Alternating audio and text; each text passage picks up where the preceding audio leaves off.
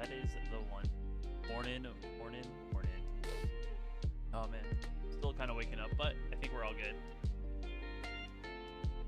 I think we are all good here. Let me open something up on my other screen real quick. See how you guys voted for what deck I should build on this account.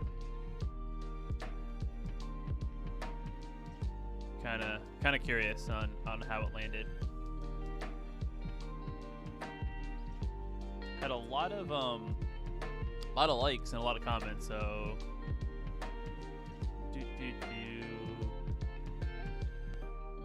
Prison deck, a Lutri deck, Mardu Reanimator, which is actually a fun deck. I actually played that one. Witherbloom. They're all pretty close. I just don't really know what we have the budget for. All pretty close.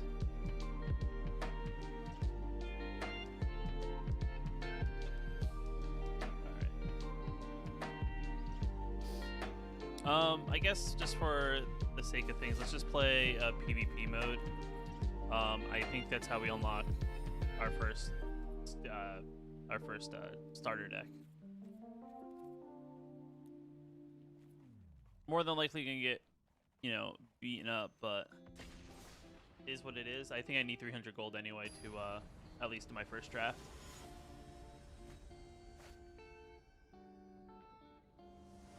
I also gotta fix the avatar because I'm not a big fan of Ajani. I like my my Nissa.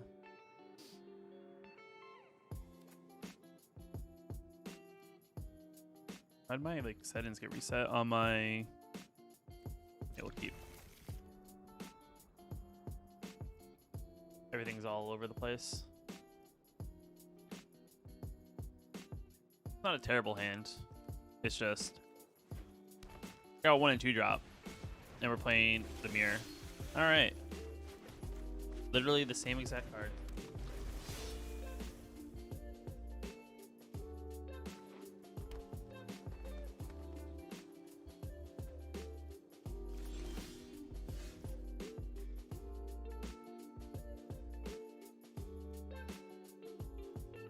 There, I don't want that. I don't need that. I don't need it. I will figure out.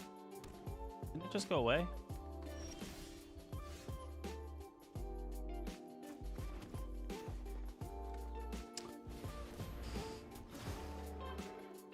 No attacks. I guess they're building their board up. I don't really know. They must have something just lurking in the background just because they haven't done anything.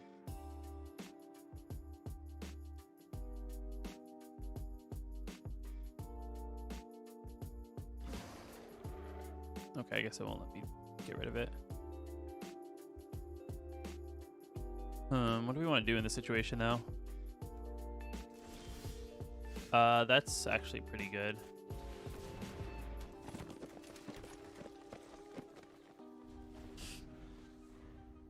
We'll see what they do. If they actually attack or not. Yep. It is almost literally a mirror.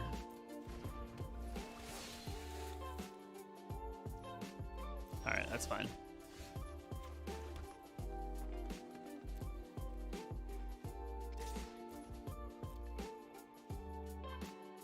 See what they do. Do they want to trade?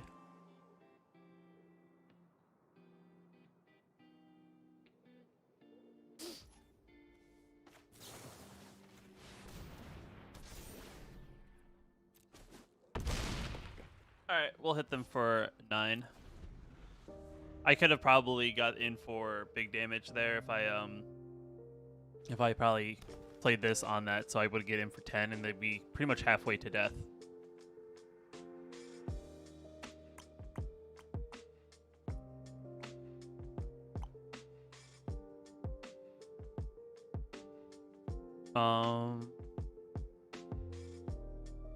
opponent's in the think tank. They only have one card. We have two. I mean, our one card's actually really good.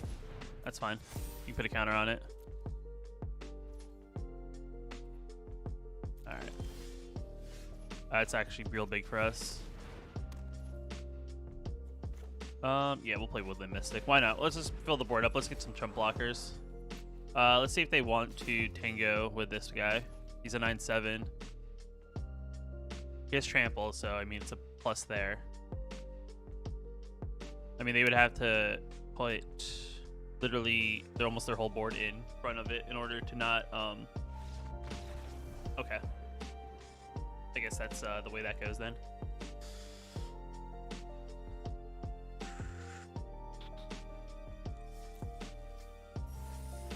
Alright, and there we go. Claim prize. Got our Stomp deck, so we have one starter deck, and we got a pack, so that's pretty sweet. And, of course, we are 50 gold away from 5k, which is, I think, the amount of gold we need in order to do our first draft on this account, which is kind of the way I want to grind stuff up, just because I think grinding that stuff is probably the way to go. Why am I in the store? No, I don't need to buy anything. I see what you're trying to do. You're trying to tempt me by getting me all the nice things. Alright, I got a wild card. So we're at 20 commons, 18 uncommons, 8 rares, and 2 mythics.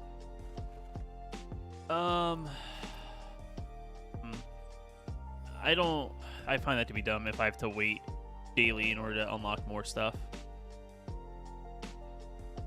I feel like that's too much of a grind. Alright, so we got the Stomp deck, which is good. Let's roll one of these. Let's get rid of the one that kills opponent's creatures. Blue and white spells is not great for what we're playing. 20 creature spells is actually not that bad. White and red spells is not terrible, so I guess we swap to large or Stomp. See if we can get another win.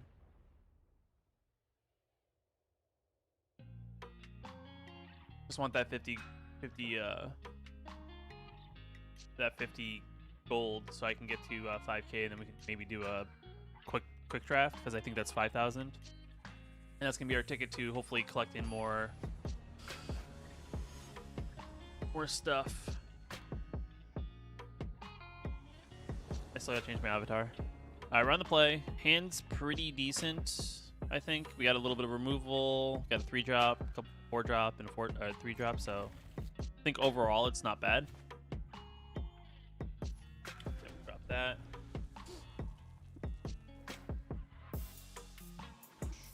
Alright, they're playing the... Looks like they're playing the enchantment deck if they're playing the starter deck. So, I'm okay with that.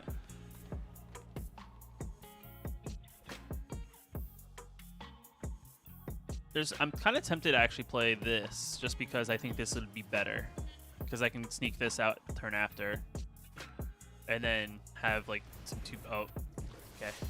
Do I want to get rid of it? Is it that much in the way? That's the question. Let's just get rid of it. I don't know if that's going to be anywhere else besides right there. Of course, we draw our 2-drop on turn 3, which kind of stinks. But that's how Magic is sometimes. Alright, so if we don't draw a land, then we play Warden of the Chained. If we do, we can play the Leafkin Avenger.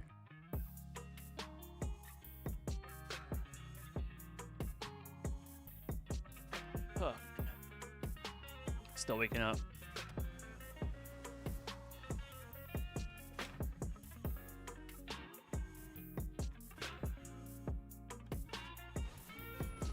Ooh, kitty cat. Alright, so they're playing some sort of modified version, maybe, of the white starter deck with some blue. I'm not sure for what.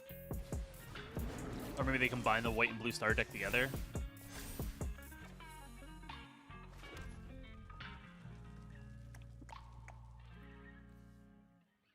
What do we want to do here? We drew the...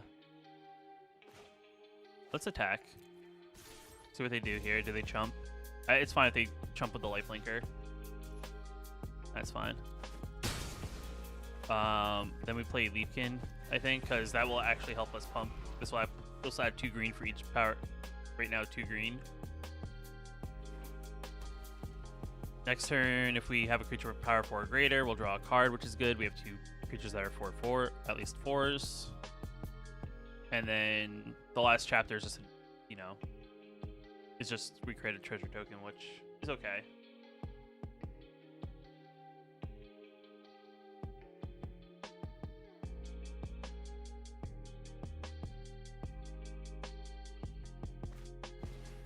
That's fine. And unsummon's okay. How's it going, Urk? How we doing? It's still 9 o'clock in the morning for me, so when everyone says afternoon, I'm like, oh man, I'm completely different time zone. That's fine.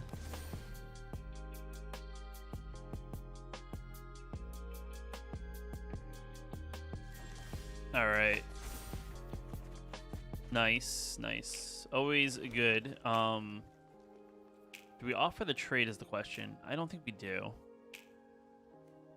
It's only just +2/+0. Let's play Warden. And let's play Beetle. You know what? Let's offer the trade. 5. Jeez. Yeah, it's not that late for me, but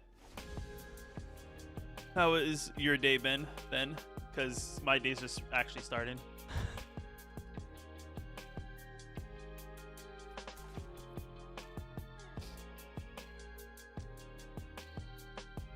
I guess they're pumping up their creature because they're looking at it. He gets bigger if they play a flying creature. Seems actually kind of interesting, their concept though of them playing the blue and white deck kind of combined. Octopus, got it. Scary octopus.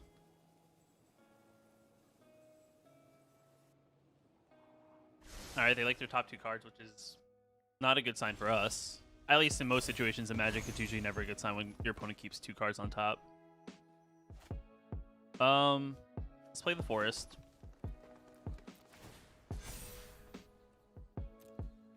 Let's just attack in with this and see what our opponent does. Do they want to... Okay, they let it go. That's fine. Let's Rimrock. Let's hit them for 6. They're down to 12. Learn some Magic. Nice. If you have any questions, let me know. I'll do my best to answer them. I don't...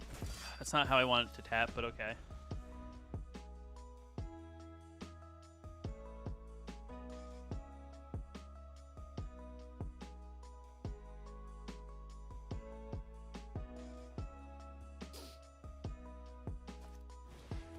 We got a bird.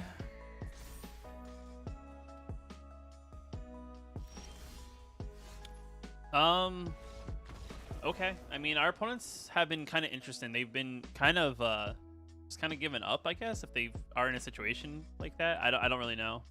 It's interesting. All right, there we go. We got our 100 coin, puts us up 50-50. And this is kind of where I actually want to do a draft, because if I'm not mistaken, where's Quick Draft? Oh, why does it got to be Ikoria though? That's not what I want. I want Strixhaven. And that's 10k. Why does the Quick Draft have to be Ikoria? That's not the set I want. Oh man. I mean, Ikoria is not bad. It's just I'd rather have the newer cards.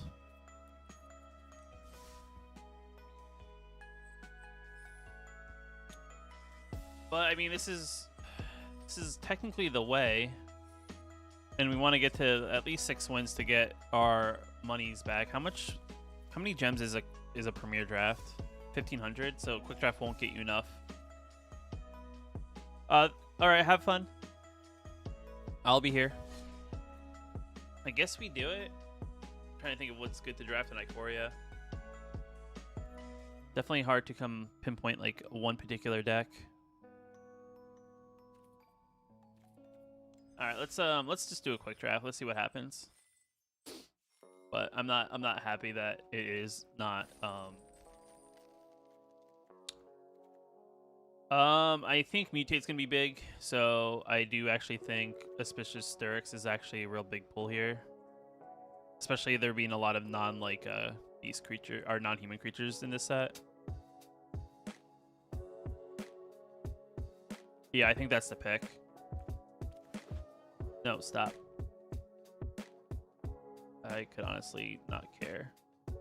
I don't need to know what's ranked better. Yeah, that's a big hitter right there.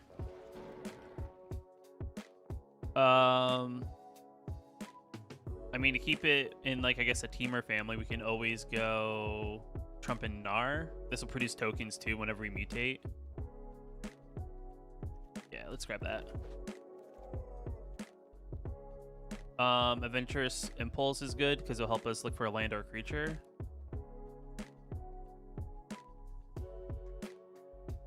I mean, this one's actually...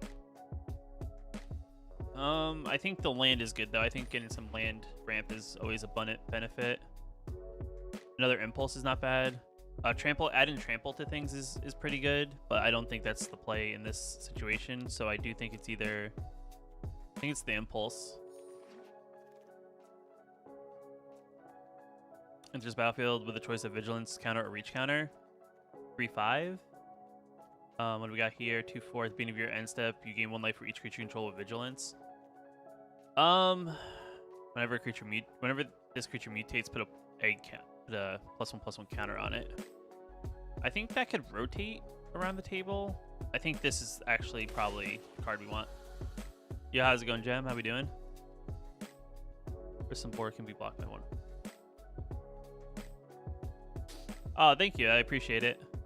We're just doing a quick draft on my free-to-play account, hopefully to build up a little bit of a collection. I guess it's the boar? Yeah, I mean, nothing else really fits our color scheme. Essence Symbiote is really good. That's a pretty solid 2-drop. This is our pack, because I know these 2 cards. I guess we grabbed the Wilt, I think. And deals 1 damage to each opponent whenever you cast a non-creature spell, untap it. We could probably grab that. That's not bad. Yo, how's it going, Grind? How we doing? Another Adventurous Impulse. There's the egg. I want the egg. Prevent all damage.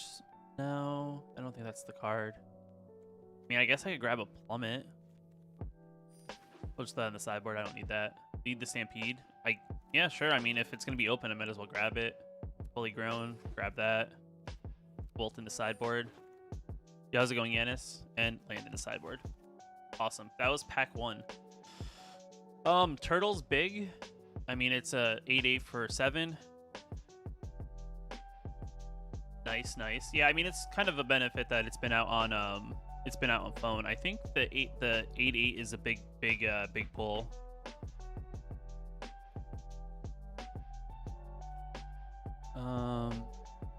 How long have I been playing? I've probably been playing. Yeah, how's it going, Big Al?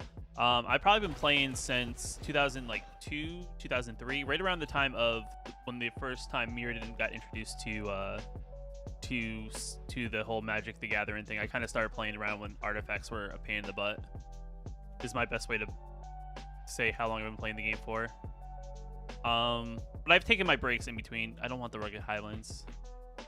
Put a Menace counter. I think Menace is actually going to be pretty good. That gives some evasion. Appreciate it. Thank you. Yeah, I just figured it's something to do to kind of add a little bit more creatures you control with trample. No. I could do another Trumpet in. I think that's actually not bad. I just realized I got to splash blue because currently my deck is green-red with a splash of blue. If you control a creature with the greatest power among creatures in the battle, you get a +1/+1 counter on creatures you control. It's not a bad enchantment. Battlefield 2 +1/+1. I actually like that card with a little bit of extra mana ramp. Ramp through is gonna be real big in our deck. That's removal. Just a big old Titanus Rex. Do we just throw that in here just for the sake of things? I actually think the Naturalist is actually not bad.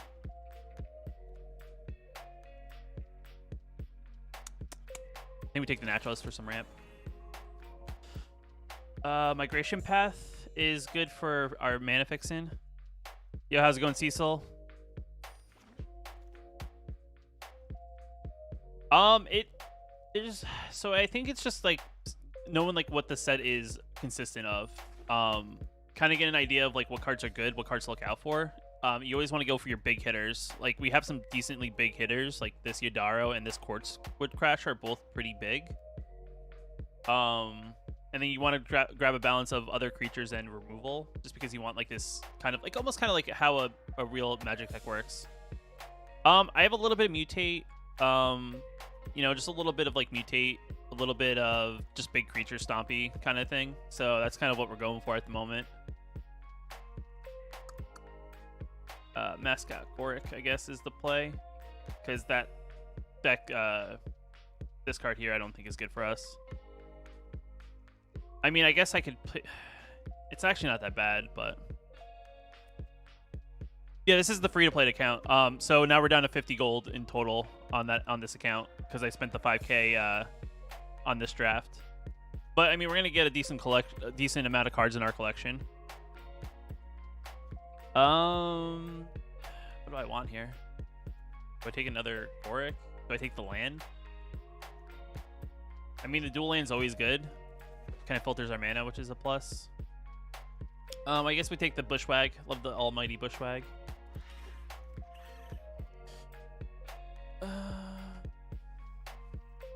I mean, this card's actually really good. I don't know how good it's in limited, but it's good. Flycatcher, Giraffe. I guess I'll grab another one. I don't really need it, but Stampede's not bad because it'll help us dig for creatures. This isn't bad to get stuff back, but I don't think it's the play there in that situation. I guess we'll throw that. We'll grab one of those. Any tips for a beginner? I mean, just have fun. You know, kind of do the color challenge, of course. Eerie Ultimatums are our big pull. Darn. That's a pretty good card, but we don't. It's not good here.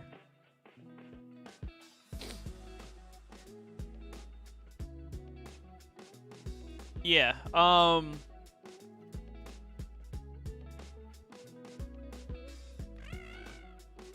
So I think like if you're a newer player to MTG Arena, I do think doing the color challenges, kind of unlocking some of the other starter decks besides the basic ones, kind of understanding like the different synergies that come from like the dual decks and stuff like that's always good. From there, I guess it's kind of figuring out where you want to go. Like I wouldn't go ahead and waste currency.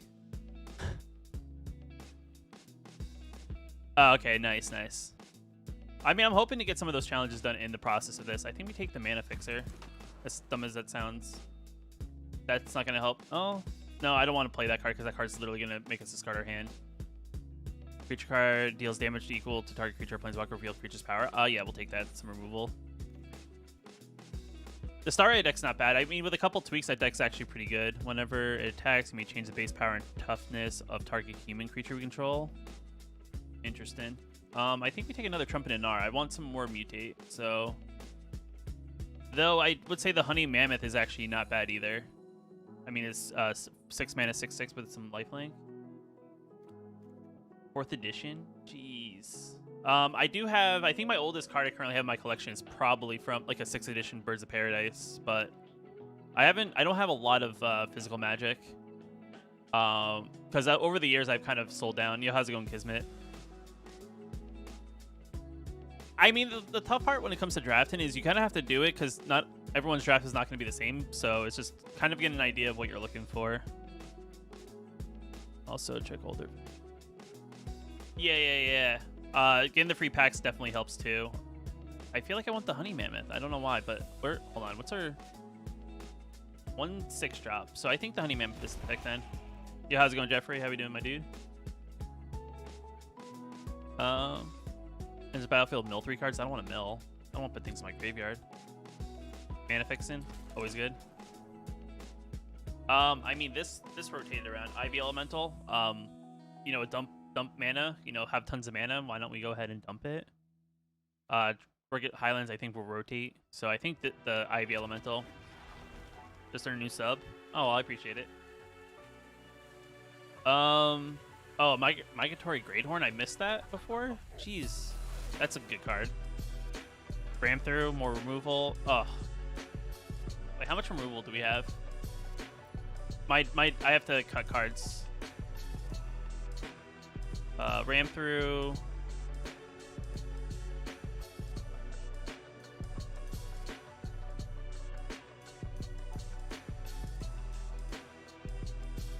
I think the Ram through's the play, as much as I want the Greathorn.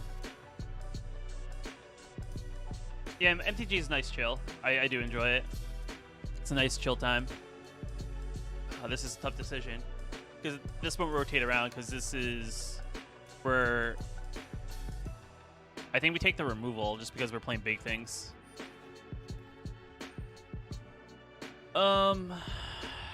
This is a decent draw effect. I think we take another one of those. We can always cut down some things. The other Ivy Elemental is not bad. Why does I feel like the cards somehow changed from when I initially saw them? Because I don't remember the packs being like this when I first let them rotate around.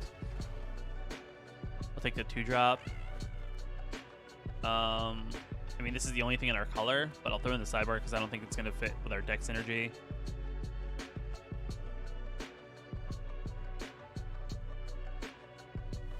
I just think because like in typical standard play, the Snakeskin, the Stonecoil Serpent, the one that has protection from multicolor, and then it only costs X, I think is better overall. So I think it's because of that. Yeah, we'll take the big old Gark. I guess we'll take another Flycatcher. All right, Vault Progress. So after blah blah blah, I get 4. So this is that one thing I know that I kind of mentioned, I think, when I was talking about my last video, that every time you get cards over your 4, you'll get Vault Progress. So we're at 52. You got to cut down to,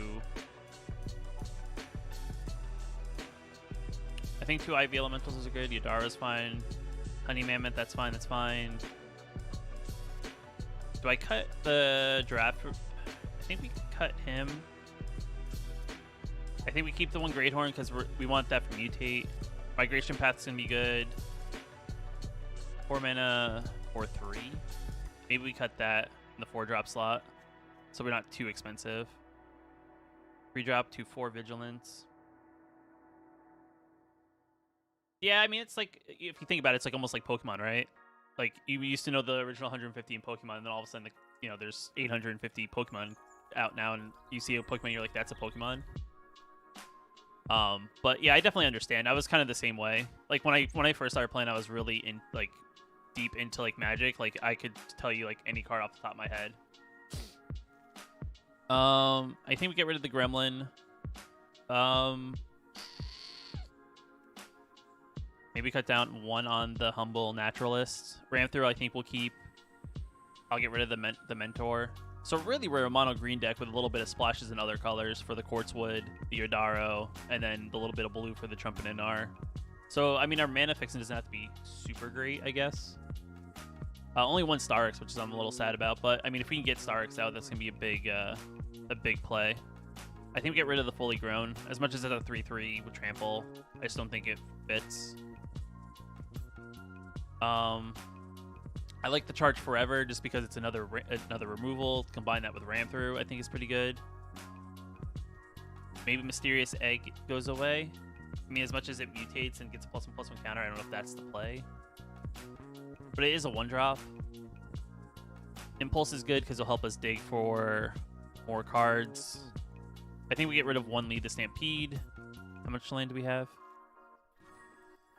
It's 17, so 17's the magic number in land, and I think the balance is okay. 4 and 4 because we are only splashing for it. Rugged Highlands just for the duel. I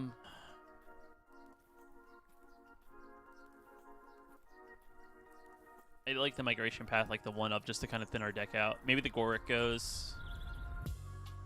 Maybe this goes. I mean, it's a good creature to have to like target something to, but I don't know if that's something I want.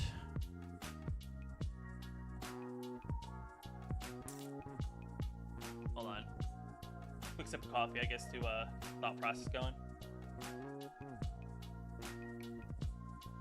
It's always the hard part when you have to chop down to 40, because the reason why you don't want to go over 40 is just because you usually play the minimum, so you have the better chance of drawing all your good stuff.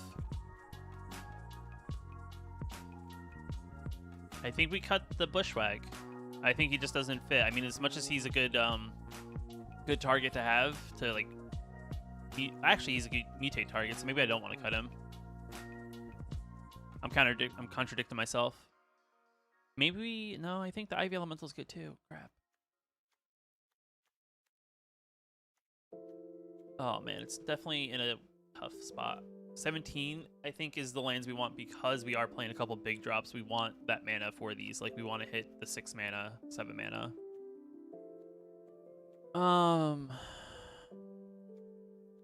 What do I want to cut? I don't want to cut a Ramthru. I think Ramthru is real big for our deck because a lot of our things are big.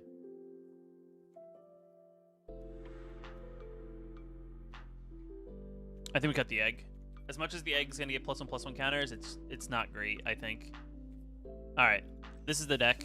This is our teamer deck that is more so green with a splash of red and blue. Alright, the goal here is to get to at least 850 win, or not 850, 6 wins. Because that will get our gems back. Or chance. Hello. Also, what is what? What?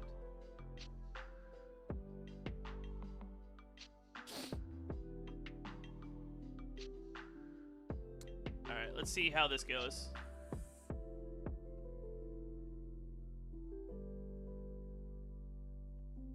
I'm gonna need another cup of coffee probably after this game. Alright, there we go. Yeah, this is a 3-loss and you're out. So, I mean, the goal to get is, at least the goal is to get to 6 because that will win us more currency than what we spent. This is actually a pretty good hand, even though it doesn't seem that way. Got removal, Trumpet and R. So I think we'll go with it. Yadaro will help us dig a little bit, and then if we can actually get Yadaro to actually go off, that'll be kind of big pog.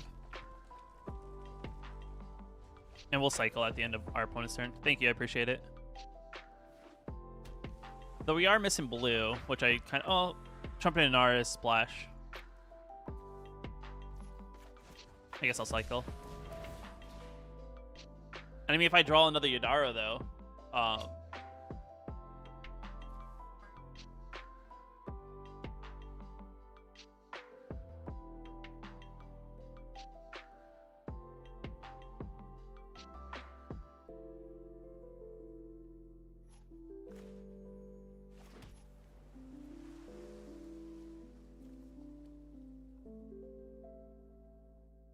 Alright.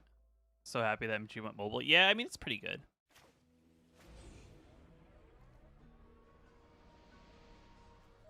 It's pretty good. Whenever one or more creatures we control with trample deals damage to an opponent, we get a dinosaur out of it based on how much trample damage we did. So it's kind of like a big creature.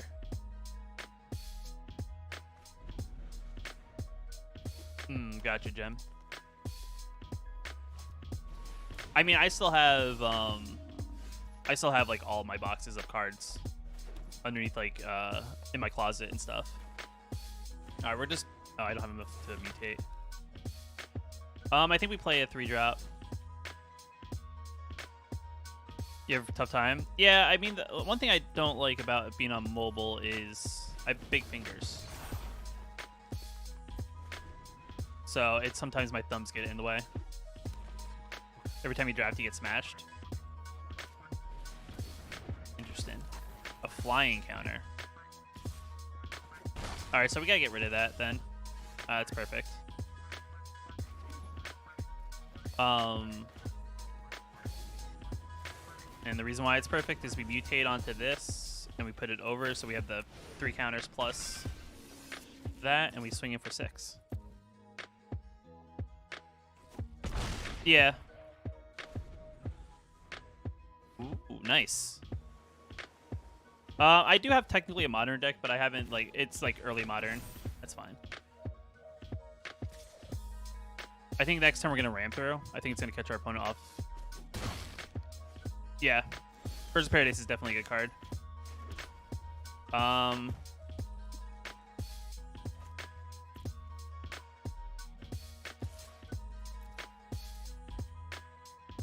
They do anything about it. They take the 6. Wow. That's crazy.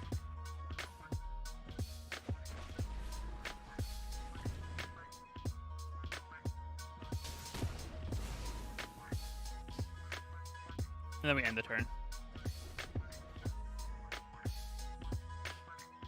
And I think now they're playing from behind, which is good for us.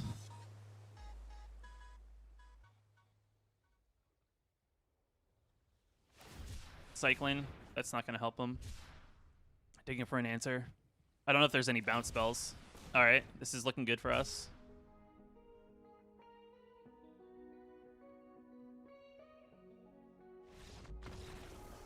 Game 1 us.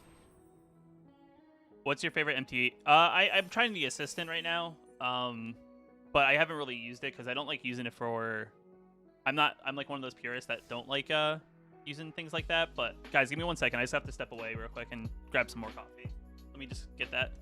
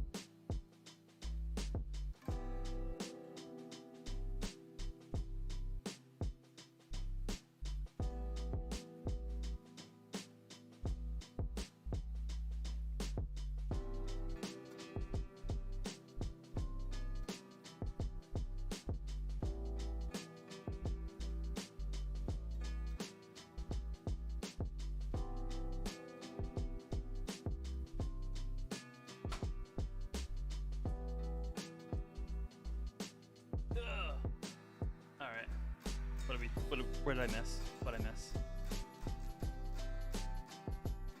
Okay, sorry it took me a minute. What's the most popular format? Physical card game is standard. Yeah. Commander is also pretty popular these days. What would Modern consist of? Modern's all the way back, I think, until 8th edition forward. Commander is also Brawl. My teammates were really into him. Yeah, they would travel. Interesting. Interesting. Okay, I feel like I'm caught up, but we're 1-0, so that's good. Yay.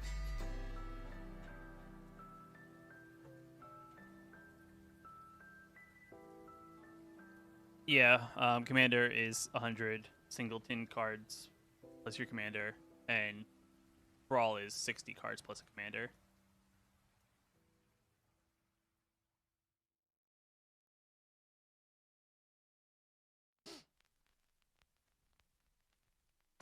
Sorry that it took me longer than I wanted it to, but it is what it is. But I mean, I think the benefit I just realized that's also from playing Draft in general is that you do actually get rank, so that actually helps you in the season's end. So you get like card packs and stuff, bonus currency for whatever rank you get into Draft. I actually like this hand because we do have the humble guy, so a strong lands is only a benefit.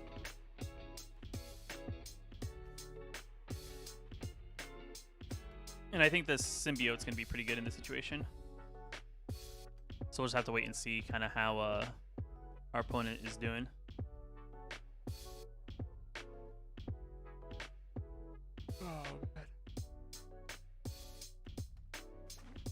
Alright, they're also playing green. Oh, the Bushwag. Got me with the Bushwag. Though we do have this, so that's not bad. We do have a removal, so if they do decide to play anything big, we got that.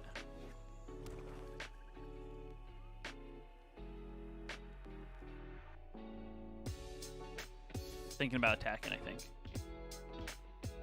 Unless they have a lot of the black mutate cards, which could be a problem because there's a lot that like will help us discard.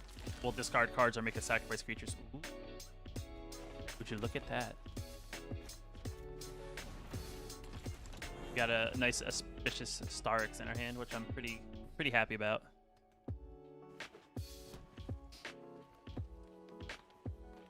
Can I get a fourth? Can I get a third land so we have 4 mana? That's the real question.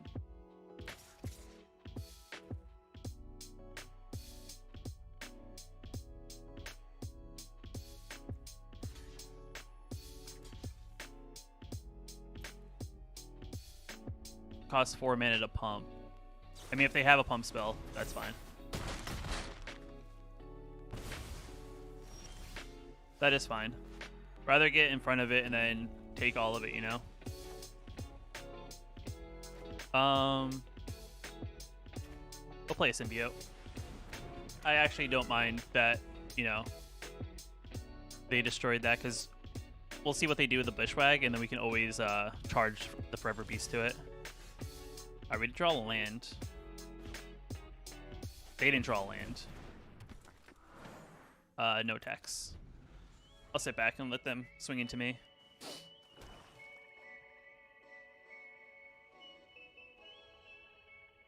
Let them try to hit me, I guess. Maybe they have a mutate, but they didn't play it last turn. But I think they did draw the 4th land.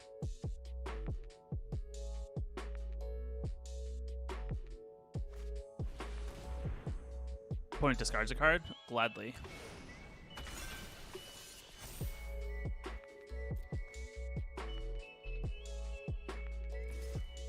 I'll take 5. No blocks. I actually haven't I know the trailer came out, but I actually haven't seen the movie. I'm interested. I do like, you know, fun movies like that. I just haven't had the time to take a look at the new trailer that came out the other day.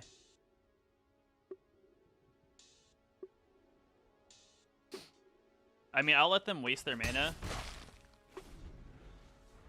Open their Bushwhack this turn, and then I'll come back at them and I'll play something like Asterix or something.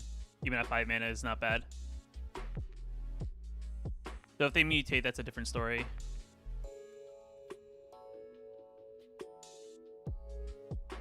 I think they're considering pumping it.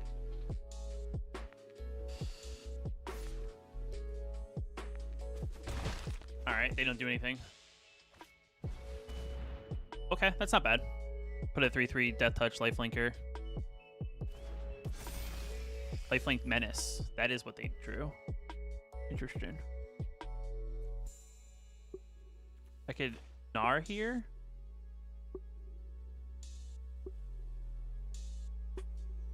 Is that what I want to do?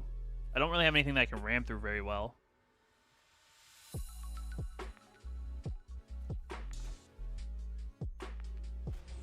I guess I put the 3/3 down.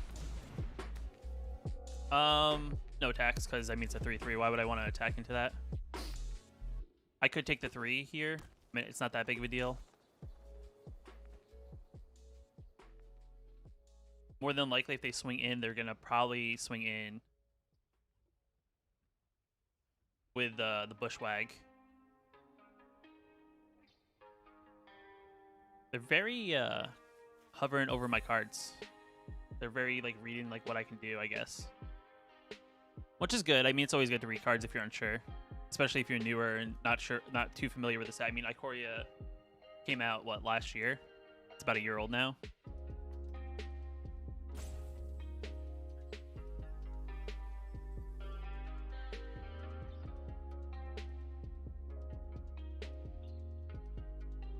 I mean, I could also throw Trumpet and Gnar and Symbiote into Grim Dancer. Okay, so they're not doing anything, which is good for us, I think, in this position.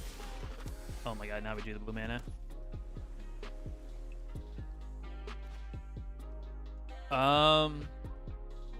Yeah, we play Quartz with Smasher. We smash with a big Quartzwood Crasher. And ram through is real big with this because we can ram through something and get that 1 extra damage over. I mean, heck, next turn I could Auspicious Asterix and see what happens. It's definitely a very close game. Very, very close.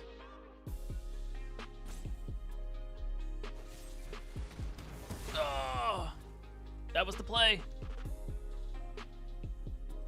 All right, that's fine.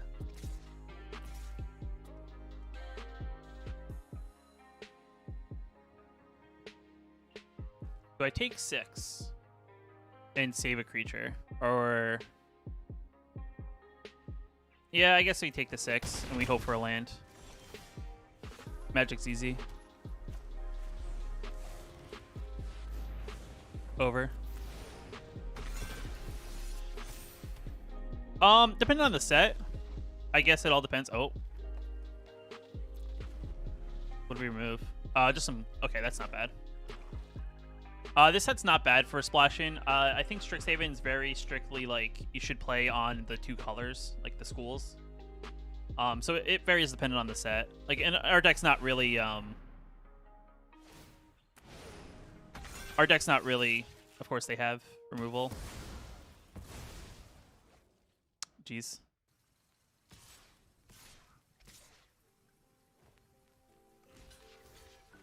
Well, we'll do this.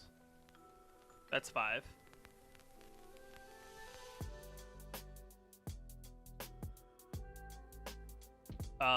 So it all depends on the situation. We're at 3.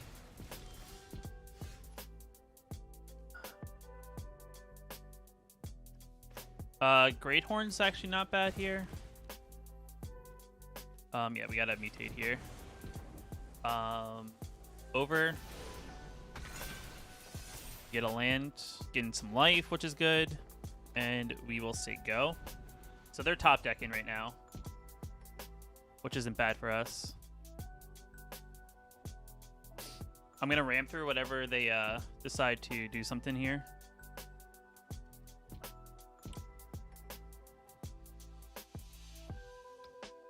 Part of me is like, do we just cycle to draw another threat? That's the question. Are you sure you want to attack? I mean, I have 2 blockers. Yeah, that's probably what I thought.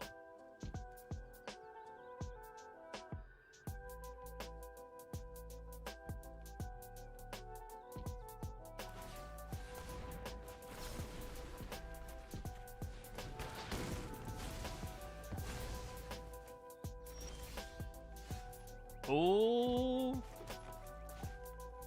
as the kids would say, big magic cards.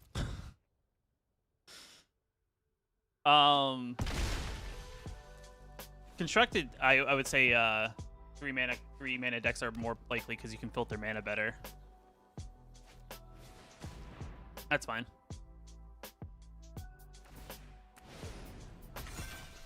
Let's just draw something that will get rid of whatever they're going to mutate, because more than likely the goal here would be to mutate the bat back. Plus it gives your creature flying.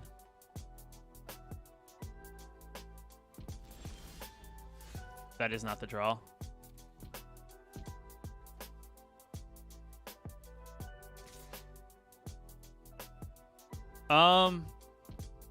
Well, they either have to block. I'm not gonna be able to block the flying, so there's that. So might as well hit them as hard as possible. Put them in a situation that if they attack now, it's not good for them. Because, I mean, they'll gain 4 life. So I guess there's that, but...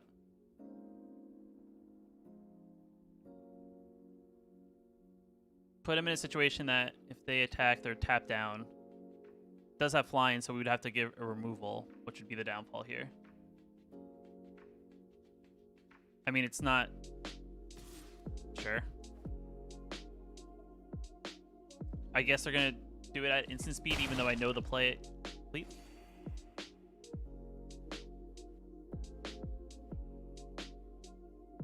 I mean, it has flash. You probably should just do it. I know what's going to happen. I mean, what if I drew like a ram through? Which I didn't.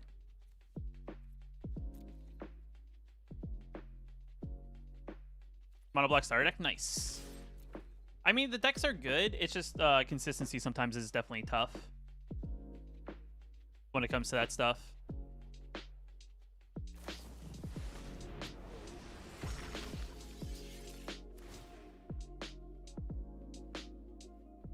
We ran out of gas, unfortunately, in this deck. And our opponent had a pretty good removal. It's okay.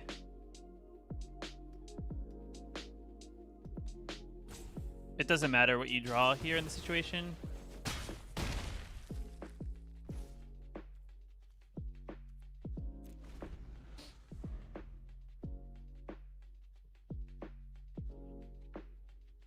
You know what actually I would have really liked in this draft deck I had would be the Flash Shark. That would allow me to flash.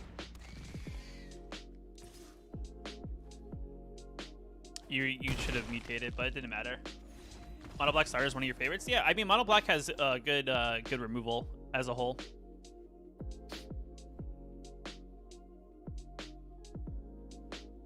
That's like the one benefit. Like, Mono Black has like the spot removal, which is real big, especially in Magic. Because it's like the most direct when it direct when it comes to removal spells. Whereas like red, you have burn. Blue, you just have bounce effects. White, you have like global removal, like the global you know, like Wrath of Gods and stuff like that. Yeah, sure, we'll keep. This is actually not bad either. I think Bushwhack's actually not bad to put on top of, you know, Migrator Greathorn.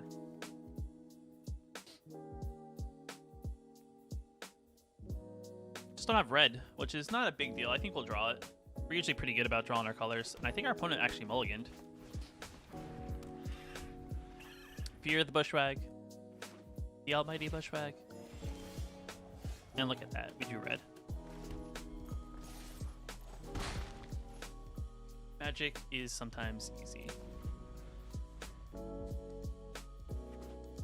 Alright, they're playing Mardu at the moment. Okay.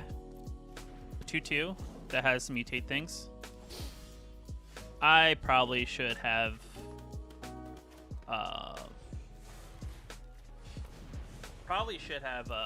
just cycled this. No, I have all my colors. Magic's easy. Yeah, I mean, I say that, but you know, jokingly, it can be difficult at times.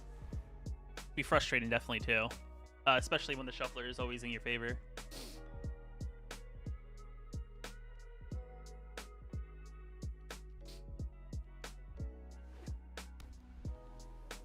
So, are they playing a mutate style deck too? One thing we got to watch out for, if they're playing white, there's a possibility that they may have something like Cub Warden, which is a big card to look out for, just because it'll give things lifelink, and that's not fun. I don't like lifelink. Do I attack? They left 3 mana open. We'll sit back. We'll sit back. I feel like they may try to, you know, do some trick on us, so might as well sit back and then instead of losing it, because we don't really have too much going on to replace our 3/4. So I'd rather them make the play than us. Oh, okay. Lifelink counter and +1/+1. Got it. Wasn't as scared as I thought it was going to be.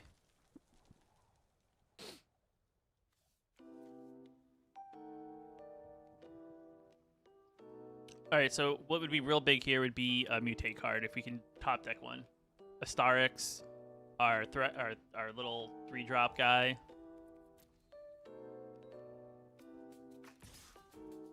Sure. You can gain your 3 life back and I'll swing back for 5. If you don't play a creature. Enters the battlefield with your choice of Trample or Menace counter on it. Interesting. Probably Menace would be the big thing here. Trample is okay.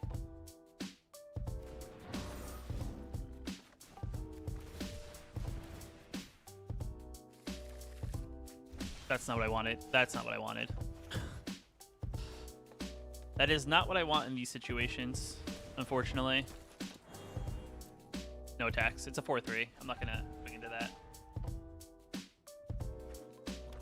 And more than likely, because we're very high on mana,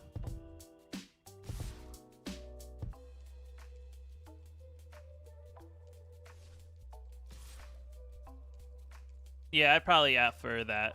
Past the blockers. I'll put these 2 in front of it and then see if they want to pump. I don't mind losing the mana producer. If they don't pump it, we only lose 1 creature. That's fine. Double strike's fine. I'd rather than waste that there anyway. Though I just realized I probably could have pumped the Bushwag. The almighty Bushwag. What does the Menace mechanic do? So Menace mechanic forces me to have to block a creature with 2 creatures. So essentially it forces me to have to be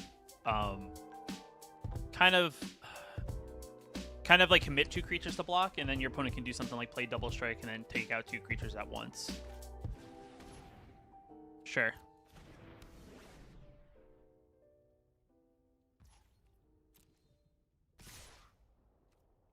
Alright, let's see what they got. Do they have an ability? I mean, I can still pump the Bushwag. That's gonna die, isn't it? Or does it fall off? Oh, nope, it falls off. Okay, sweet. Oh, another mana producer. Rip. Rip the dream. We have a lot of mana. Can I pump this twice? Because, I mean, I'm racing a 1/3. Let's activate.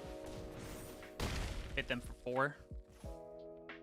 And then play, I guess, our little naturalist and have our 1 land in hand. A 4/2. Nice. Personally, if I was them, I would sit back on the Cappador. All right. I mean, a land's not bad because this forces them to have to...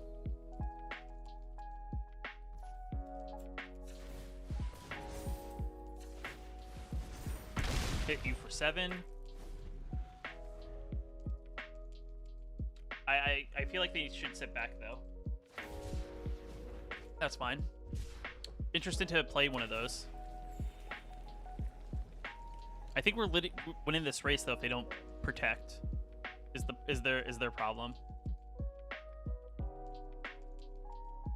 Plus we have a 1/3 that we can chump their Frenzied Raptor that I don't have to worry about taking 4 this turn from that.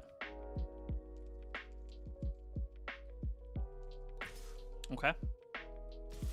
Sure. I will throw my Naturalist in front of it.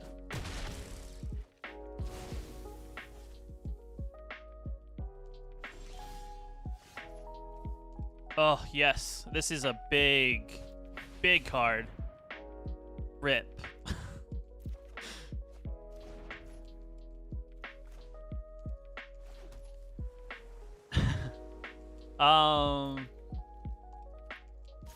Yeah.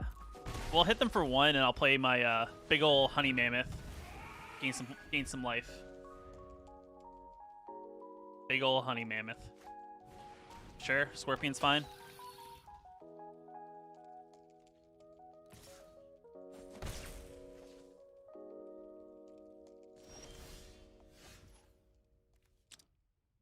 Oh, I don't have double red.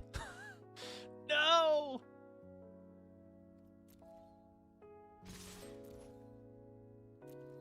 Let's see what they commit here. Sure.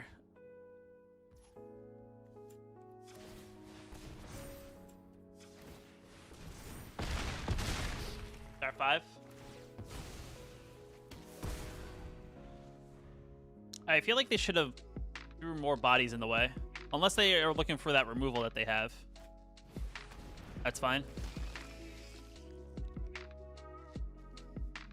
I'll put Death Touch on that.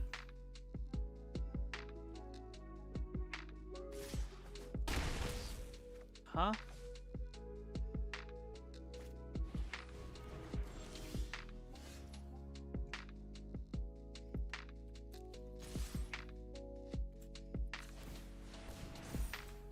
I mean, that's game, right?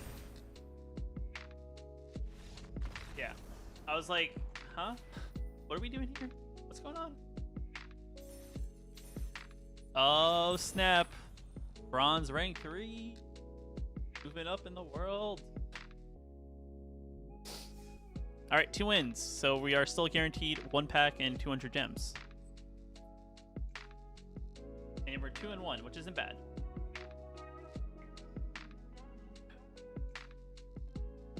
Two and 1. Oh man.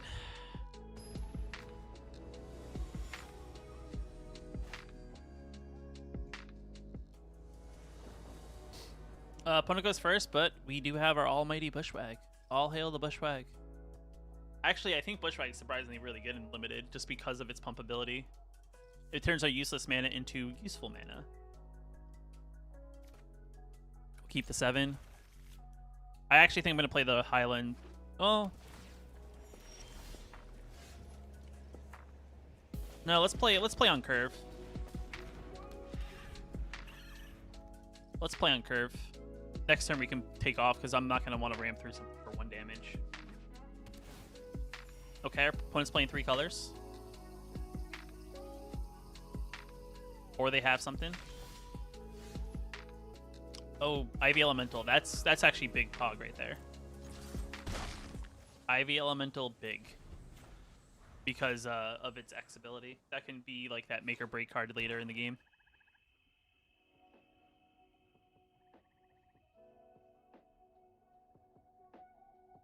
Now we just need a blue mana and then we can play everything under deck.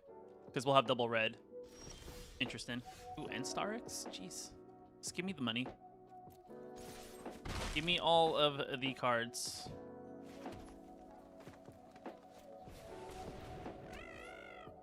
Yep. We'll do it that way. Oh wow, they're playing 4 colors. I'm not sure if I would play 4 colors in draft. Just throwing it out there. Also, they're tapping their white mana for white mana.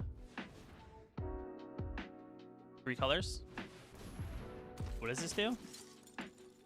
Whenever it attacks other humans you control, get +1/+0 and 10 a turn. Got it.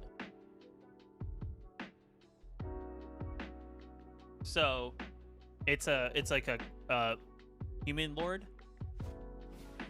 Sure.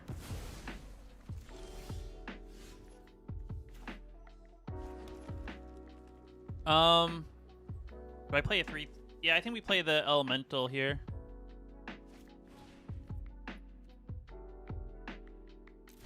You know what? Actually, let's see if they want to trade. What? No trade? No. Do I play the Elemental? Because I don't have the mana to mutate next turn. Oh, we'll just end turn. I think we leave the Elemental, and maybe we play it next turn. We'll play a 4/4, which is then bigger than their creature.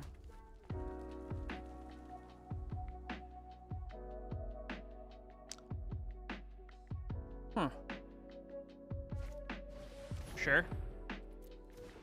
We're playing all the pumps, all the creature pumps. Yep.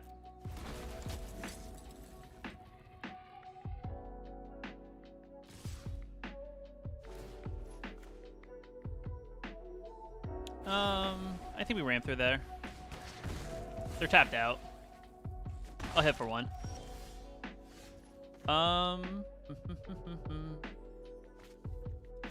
Let's look and see if we can get a blue mana. Magic's easy.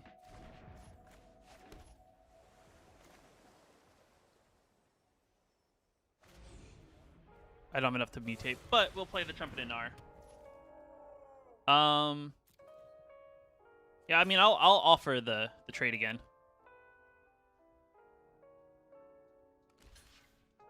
Okay. Fair.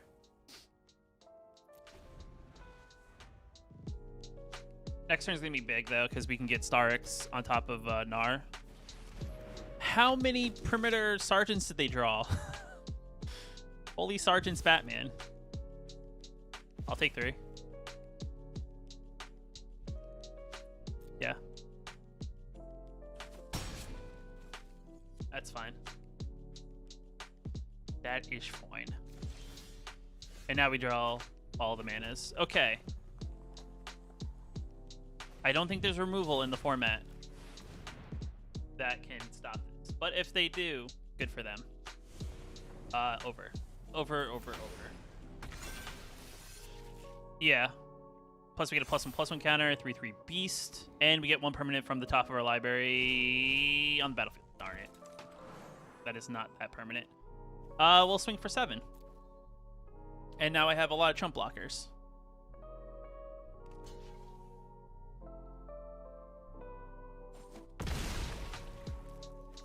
Next turn we play a big elemental here. We'll play the big Ivy elemental. Ooh, that's actually a good card. I'm really big into the Crystalline Giant.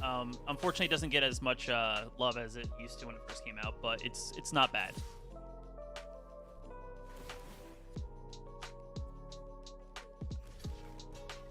Yeah, I'll actually trade this all day and leave you with a 3/3. My board presence is overall stronger.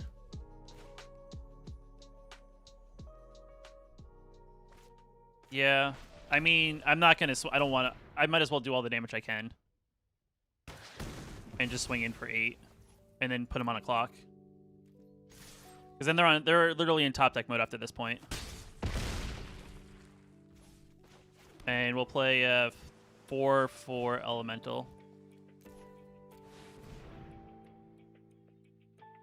So we'll see what happens. But I actually like my position on the board currently. They need a trump blocker.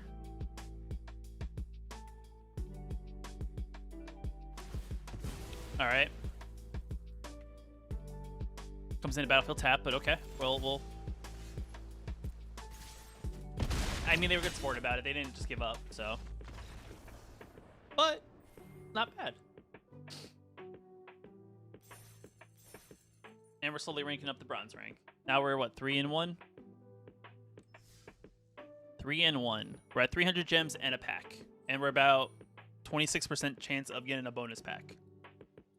So what we need 3 more wins to get our money back and then some. 2 more wins to be about break even, maybe a little bit less, but you know, 650 gems is still 650 gems, I think, at the end of the day. I do think our opponent made the mistake of trading or swinging in with their 3/2s when we had a big creature on the battlefield. It'd be my call on that one. Typically, you don't want to. You probably want to hold back if that's the situation. Hand's not bad. Don't have any early drops, but we do have green and blue mana, which is definitely good for the Gnar. And then we can hopefully draw into our Mammoth at some point. Wait, they have a companion? They're playing all of their draft card? What crazy person am I playing right now? They're literally playing their whole draft deck. Oh, man. Jeez. What is going on? I'll just play my 40 card draft deck while you play your 57 card draft deck. I'll let you do you, you know? Nothing wrong with that. You do you.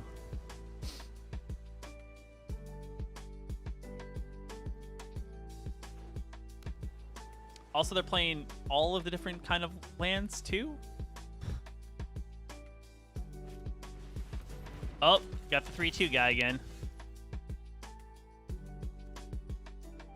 I mean, we're going to have enough to play our Mammoth. Mana-wise, we have the 6 mana, so I'm good there. I'm just more bewildered by the fact that our opponent's decided to play playing 57 cards plus a Yorion companion.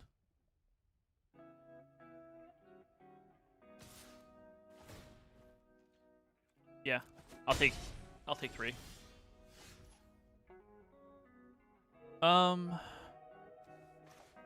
I mean, playing the Naturalist actually helps us. Let's swing in first.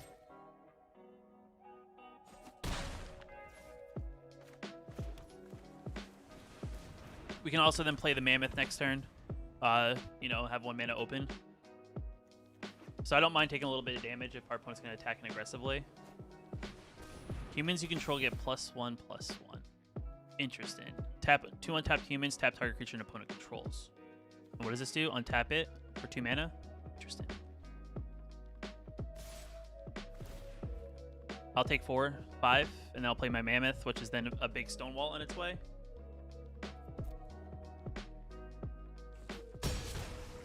I'm at 12. Sure. If that's the strat, that's the strat, I guess.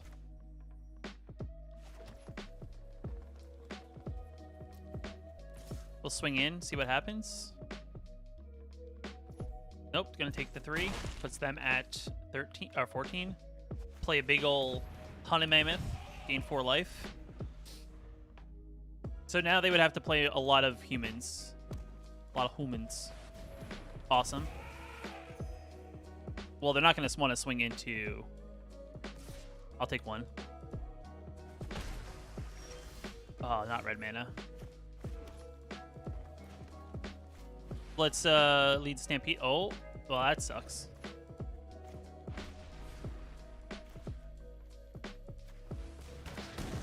Let's get rid of your threat.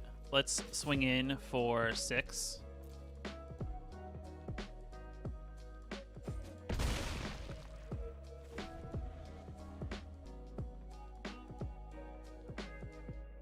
Now, if I could draw some of that mutates or something here. Yorion's big for them if they draw Yorion. I'd probably trade the Trumpet and Gnar in this situation and get rid of their Perimeter Sergeant if that was the call. Alright, 4/4 Vigilance. When it mutates, you gain 4 life. Okay. That's not bad. The 4/4 in the air. By Yorion. Makes sense. I'm gonna cycle Yidaro after this.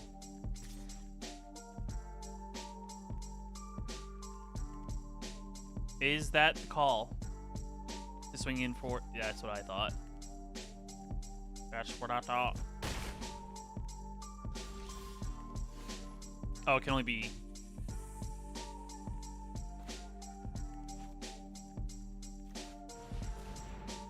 Double red.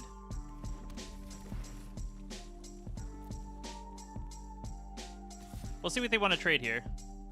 If they put both in front of it, I am more than happy to do that trade.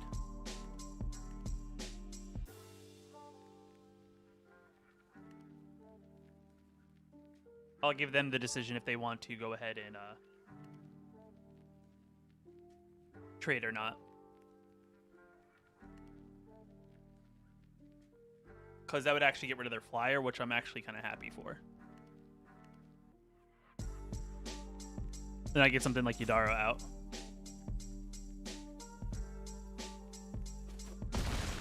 Okay. We'll say go. Now, if they get attacking too aggressively here, we can swing. We can actually get them on the swing back, which would be big. But they're also probably wondering why I decided to not the right sequence. You should have swung in, flickered with Yorion afterwards.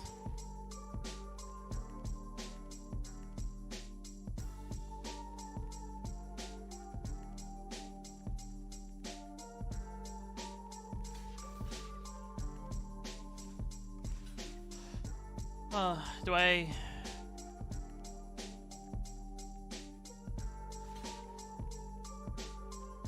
No, I think I exchange. I do a little bit of a trade. See what they do here. I don't... Unless they have something that pumps it up, I think this is a equal trade. And then we swing in for lethal next turn.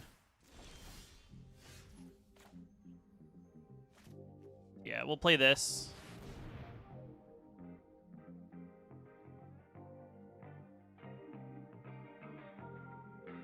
Big ol' Yidaro. Big old turtle. We're looking at it.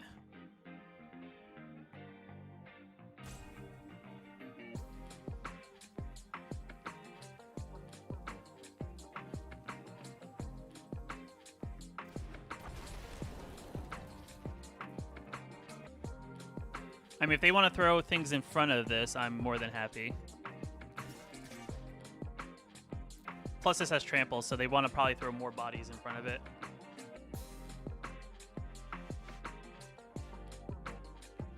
I like turtles. I like turtles.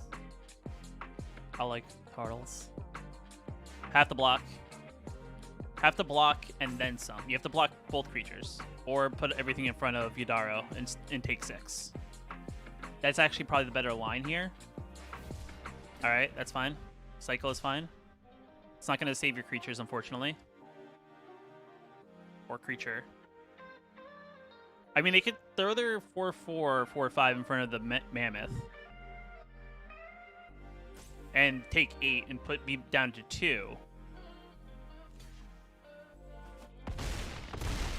Okay. And that's fine. We'll Adventure Impulse, and we will get that, which then turns, you know, it helps us out a little bit. I mean, it's a 3/4, so they need a big play here. I'll take 4. Wonder what their play is though. They have creatures, because they would need to play a beefy creature here to not take the lethal. Maybe they have the prevent all damage. And if that's the case, then good on them. I mean, I guess it's interesting that they're playing it. It's not a main board card that I would say.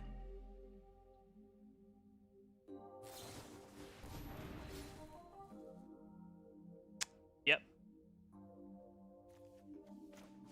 It's definitely not a card you normally would play. So, I mean, I don't know. I don't know why you main board it, but I mean, good on them. I mean, good game, because I guess you had to draw it. It was quite the top deck.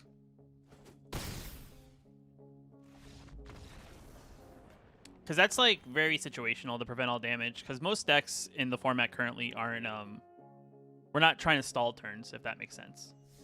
That's why like cards like 9 lives isn't good, because Unfortunately, not many people are trying to delay the inevitable in a way. But in like limited, I guess it could be good, especially if you're close to lethal. So now we're 3 and 2. So we're on the cusp of possibly being eliminated. This isn't a bad hand. We have a little bit of draw. No turn 1. No bushwag, unfortunately. Sad face. Not gonna play. Not gonna. Oh no, impulse. Oh man, this is gonna be interesting. Okay. Well, if you're gonna do that, I'm going to cycle. Or red. Oh, and a blue. All right, Magic CC. It costs 5. Do I play 2/2 element? I play a 2/2 elemental. My plan is to hopefully set up for turn 5. How's it going, James? How we doing? How are you doing today? If you have any questions about Magic, just ask. I'll do my best to hopefully answer them.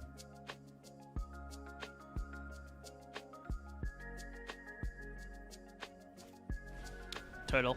They got their own turtle. Oh, I should have played the green mana.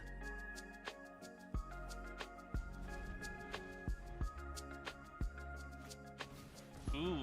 So we have a lot of things to mutate onto. Just haven't seen anything that mutates yet. Another turtle. Got it. Fast to attackers. My turn. For giggles, we will just get rid of this. I don't need you to get the symbiote on me. Fair. Fair. Oh, nice, nice. Well, glad that helped you out then. All right, let's dig real quick. Let's see what we got. Starks is big. It looks like we're gonna play Gnar.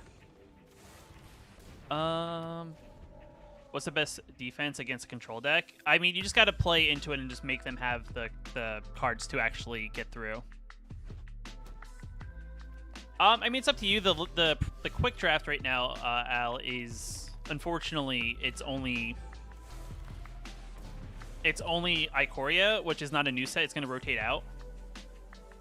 Yeah, this set is rotating out, so I was a little upset that this is the set that was on the quick draft. Aw, feels bad, dude. All right, so they have quite the defense. Good game. Good game.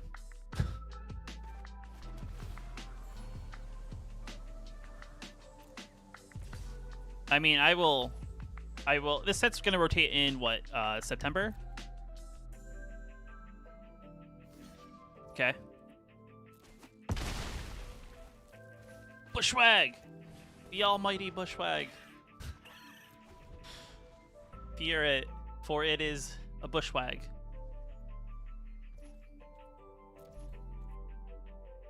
Do I ping anything off? No? Yes? I don't know. I mean, I'm just gonna attack in aggressively. See what they put in front of things. Interesting. I will let them take all that damage then. They have something in their hand, so I'm not going to play into it.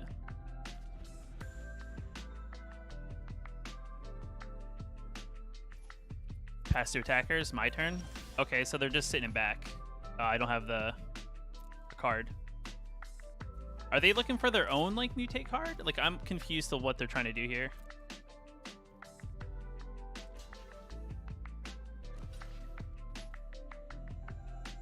All right, I guess this is where I activate and I have trample over and see if they're gonna do something about it. And they still take. Sure.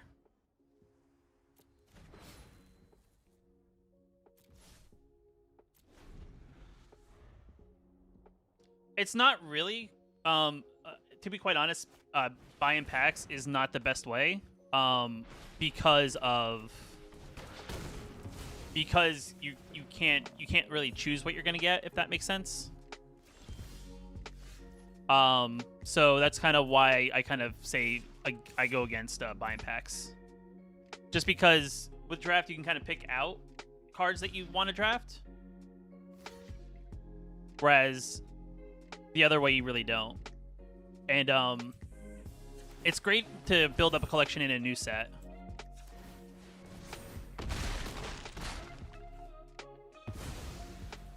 So your best bet is to like save the gold, maybe try to save up for 10k, and then you can possibly do the limited the other one, the premier draft. But the one thing with that one is you play against real people, like you draft against real people. Whereas, okay, I guess they're good. Rank up.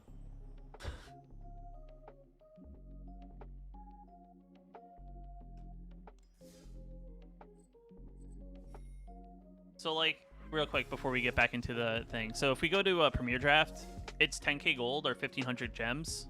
But the thing here is, one, it drafts in Strixhaven, which is the newest set, which is always good. And then two, the payout is actually much better. Though the cost of entry for a free-to-play player, granted I'm blocking it, I think, it's 10k, it's 1,500. The overall, when you win more, you'll get more. And of course, you'll get into the newer stuff, which is always a plus. Yeah, so I mean, if you want to wait, 28th of May, Strixhaven Quick Draft.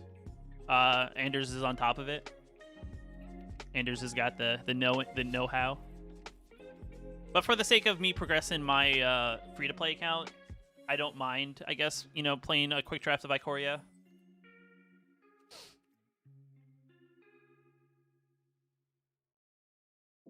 Plus, I mean, it's unfortunate that you can only unlock one new starter deck a day on a new account, which I think is a terrible thing to do, especially if it's going to rotate soon.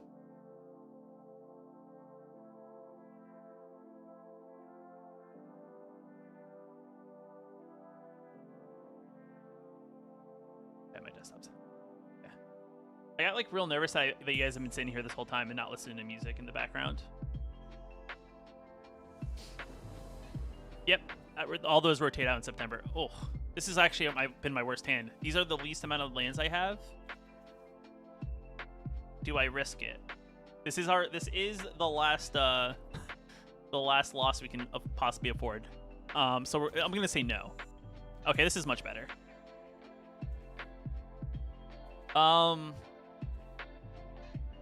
This hand's so good. This hand's actually like really good. Like everything in it. Maybe the removal is what we get rid of, actually. Or maybe the symbiote. You know what? The symbiote doesn't make the cut. Because everything else is not bad. Bob and Wild, sweet, sweet.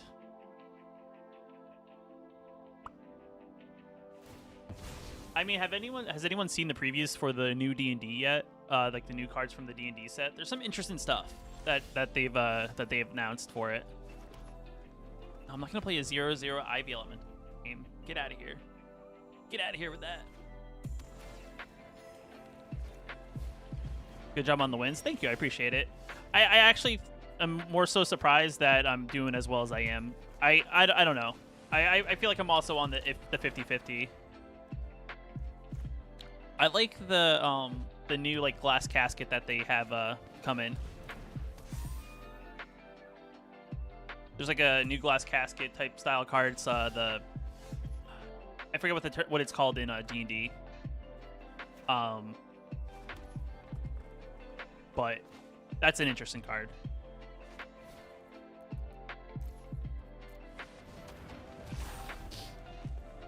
The portable hole, yeah, it's pretty cool. 2 mana, does kind of the same thing. I think it's only 2 or less, so it's not as strong, but it's not bad. That's fine. Spend a mana to ping me for damage. I am happy with that.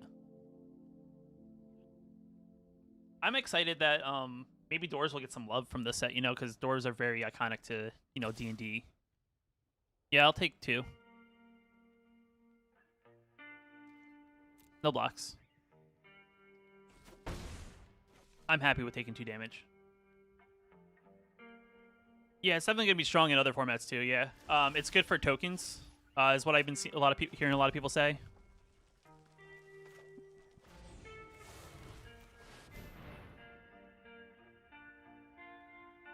I'll swing back for possible 6 if they don't have removal here. Nice. Over. And we get a 3/3.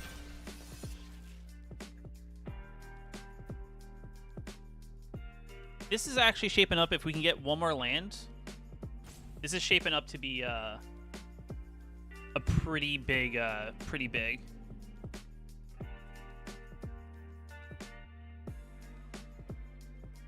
Okay. So they got a little bit of ramp. It's not bad. I'm not scared. I'll swing it for 6. They're gonna be at 15. I have a 3/3 blocker, which I'm not scared about. I mean, you know what? I'm actually kind of interested. So Mono Red's been like the deck that a lot of people play because it's like very good and it's pretty inexpensive.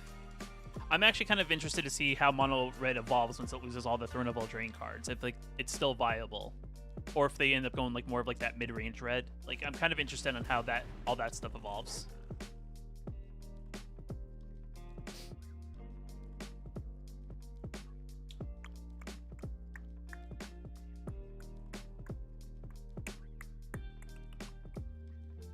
So I'm interested to see like the decks that have been kind of prominent that use a lot of Throne of Eldraine cards. Like how do they all survive?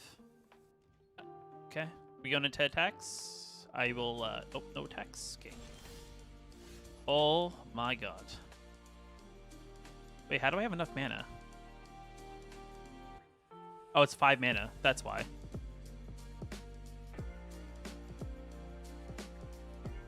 Let's swing in. Let's see what our opponent does. Yeah, we'll swing in for 9. Just an easy 9.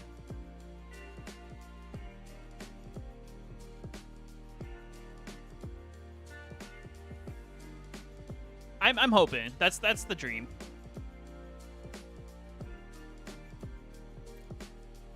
Like I'm hoping that Magic gets into a little bit healthier. You could tell that Throne of Eldraine was kind of like the thorn in the side for how the format kind of evolved, just because every deck that was a deck in the format played Throne of Eldraine cards.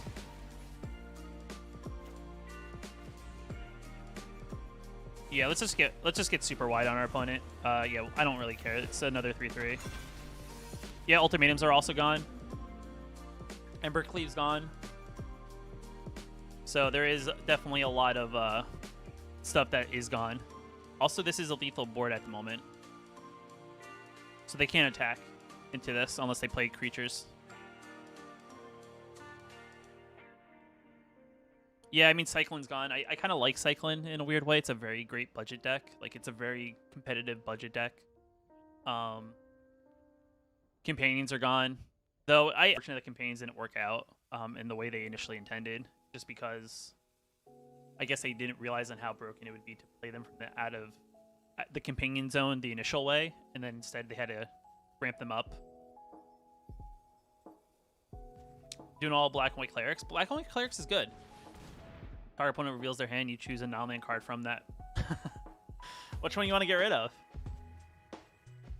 I have things. The ram through is not going to help you here.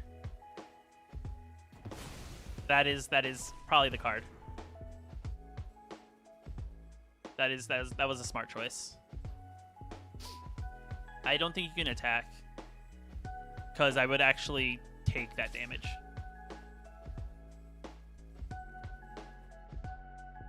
Yeah. All day. All day.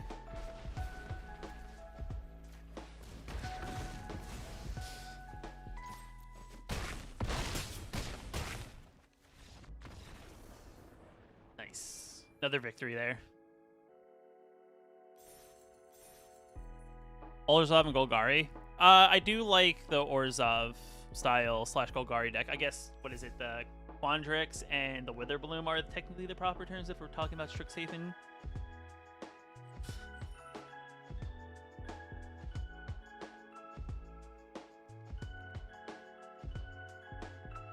But I think overall, I think Strixhaven added in some interesting flavor, I think, overall into the format. Though I do think it's tough to say, out of the last 3 sets, I do think Strixhaven is probably the strongest of the cards, just because there's a lot of synergy within the colors, whereas I think Kaldheim, there's like this no synergy, and then with Zendikar, it's really tough to say really what's strong from there. Like what really, like, if you could think of like one style of deck, I mean, I guess Party's okay. It's definitely a set that I think a lot of the mechanics are kind of meh from. Landfall's not really anything because, you know, Omnath's gone.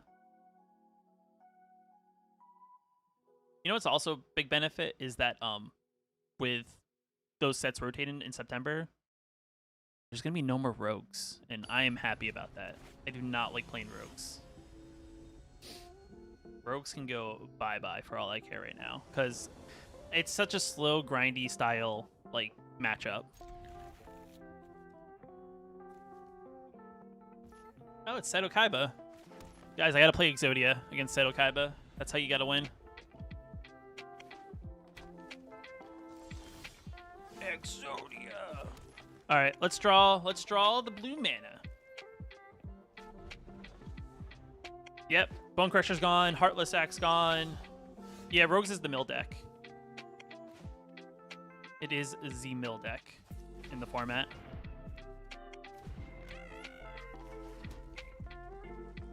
Yeah, Mill's annoying. I do think Mill got more annoying with Rogues because Rogues is very, very good for what it does and what it costs.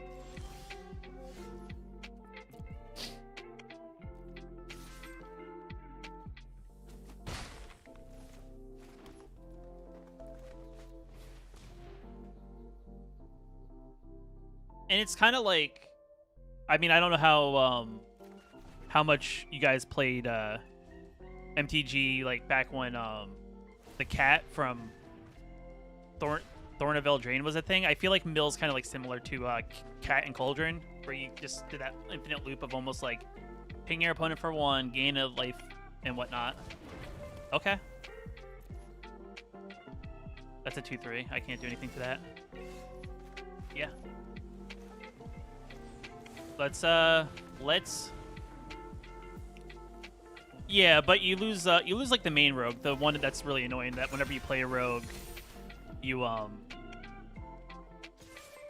you know, you do the whole thing. Like, rogues will probably go back into where it was before you know, Zendikar came out. Like, the cards from Zendikar will be still okay, but like they'll lose all the M21 cards that make the deck that much better. Though I do think you still have Crab, so you may see some form of mill because you'll have the Crab, like landfall, like mill. I think will be the idea. Thieves Guild Enforcer, yeah, that's the card I was thinking of. That's like the main card that makes Rogues annoying, just because it's a 1-mana black creature that has flash. Holy crap, Batman.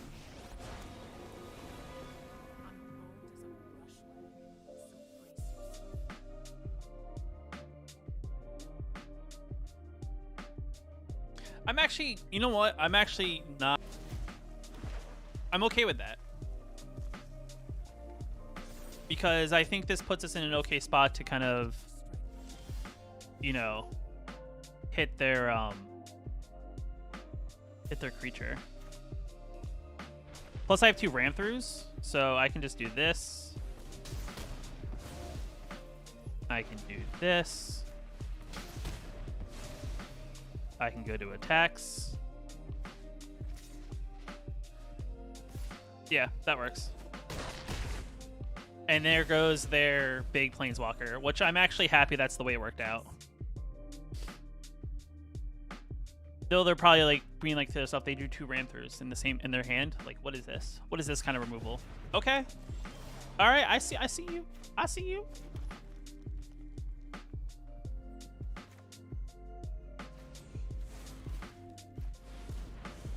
Yeah, over is fine.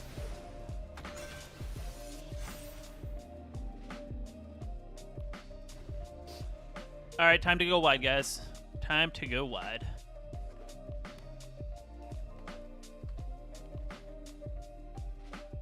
I mean, they have an okay attack here, but Thank you. I mean, it did use my removal, and this puts me in an awkward position. So that's the one downfall. I mean, if I drew a Starix off the top, I mean, that'd be pretty clutch right here.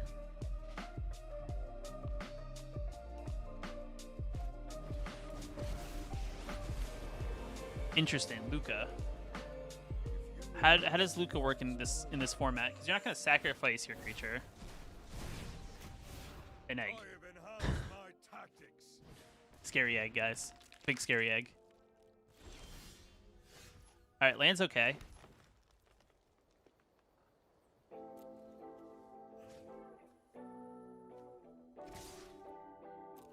I will swing in with 3 tokens at your Luca, if you're okay with that.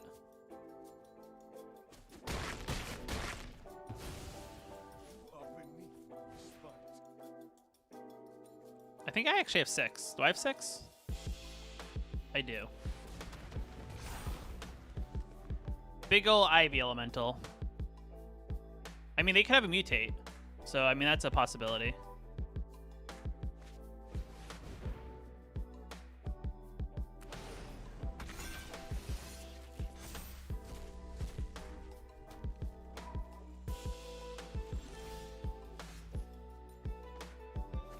Okay then. I see your 7/7 and I raise you a 7/7. Yeah, I mean, depends on the deck. I mean, currently in the current meta, board wipes are not good in best of 1. Just because there's a lot of things that kind of help protect. Like mono white has some good protection there with like indestructibility. Mono red has Annex to kind of give you creatures back. So it's definitely an interesting position. I'm like 1 big card away, personally, I think, to take this game over.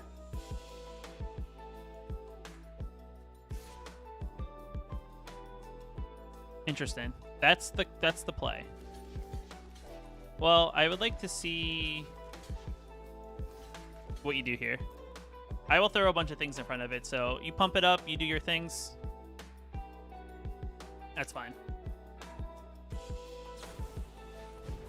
Still fine.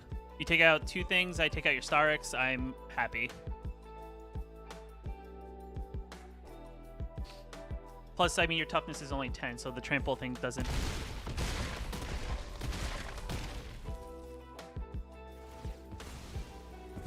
Interesting. I did not realize they could assign the damage to my face.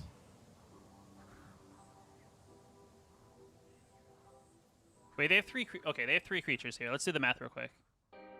I swing at them right now with everything. Just throwing it... I'm not going to actually do this. I swing at them with everything.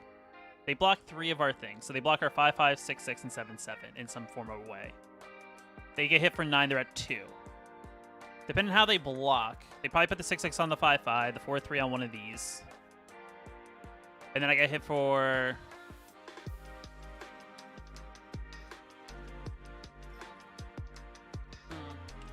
I swing with everything but the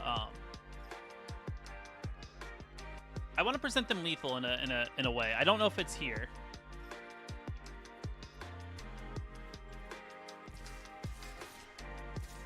If I swing all in, yeah, they'll be at 2 regardless. But it depends on how they block here. The only problem is they can assign the damage to my face and then get another 10/10 out of this. So that's like the one downfall to like hold him back. All right, let's let them make the play. Let's see if they actually do it the way I think they're going to do it. Yeah, they did it the way I thought they were going to do it.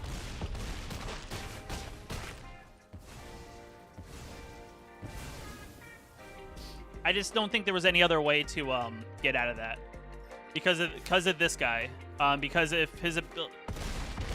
Excuse me, I was reading. I mean, I don't think it was a bad run. All in, yeah.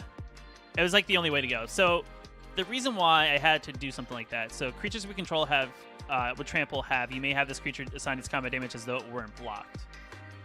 Math is for blockers, yeah.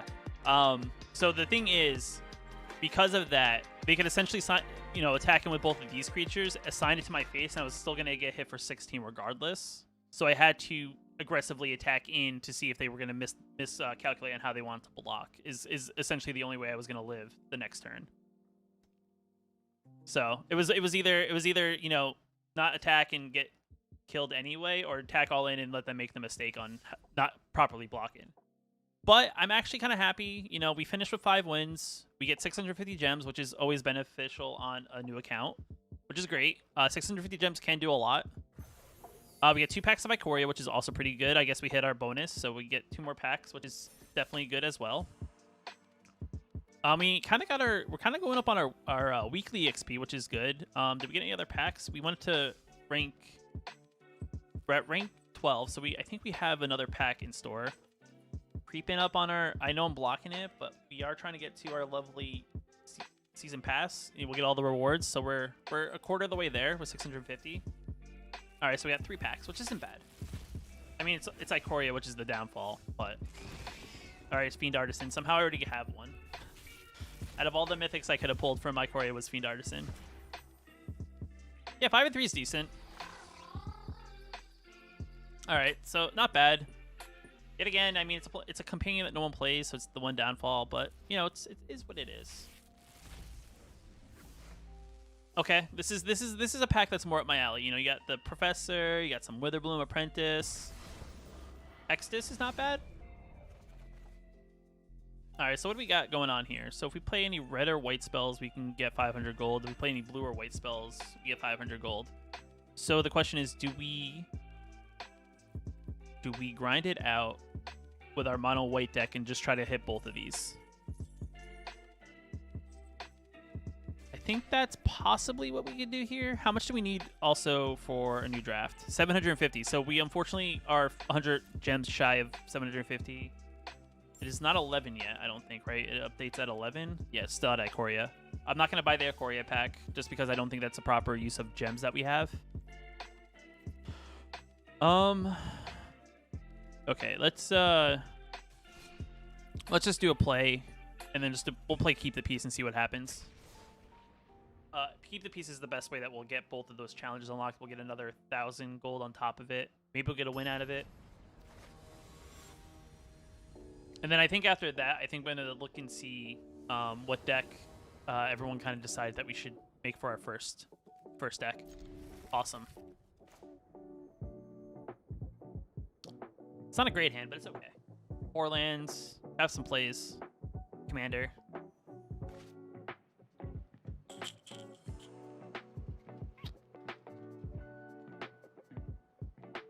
So to be quite honest, the loop we want to get on is just playing draft, hopefully finishing 6 and 3 at best. Then we can technically, at that point, draft almost infinitely.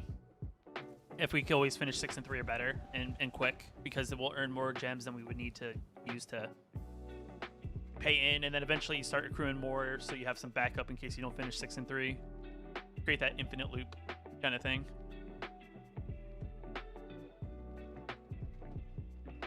Play a land. I know it's scary. 5 more minutes for the new deal. Yeah, after this game I'll probably check it out because this will probably take us the 5 minutes that we need. I think the deck that everyone chose, or that is in the lead, is either the onesie deck that I think I posted in that community post. By the way, if you haven't checked it out, go to the community post that I posted yesterday. Either post a deck or like a deck that you want me to build. That's kind of how I'm figuring out what deck I'm going to build on this account. So I think that's going to be the best way to kind of figure out what to build. Let me just take a quick look. Let me refresh the page just because.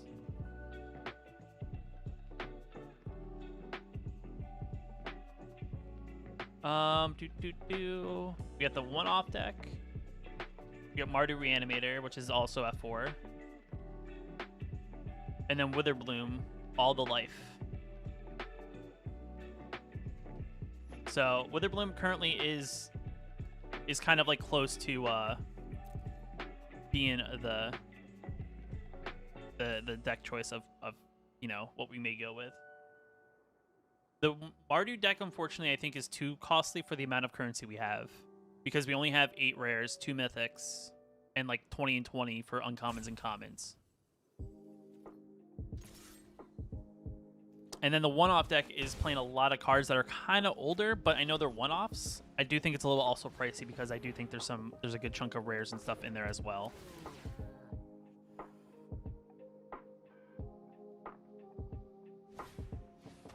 Sure. I don't have a poll going on, but if you go over to the community tab is kind of where I have it currently. And you just, the way you vote is just like a deck that you think is out of those cards that you think.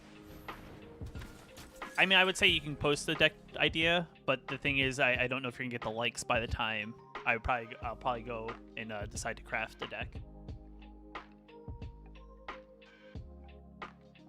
Yeah, I don't think YouTube has a way to poll in chat. I know on Twitch they have a polling option where you can like poll the I guess poll the audience. At least not that I have found yet. Okay. Very surprised they're letting me keep the guy that lets me get mana. I also think the Witherbloom has a lot of cards that are that aren't going to rotate. So like it's mostly Strixhaven. I think for the Ikoria card, the enchantment that, you know, whenever a creature you control dies, pings the damage.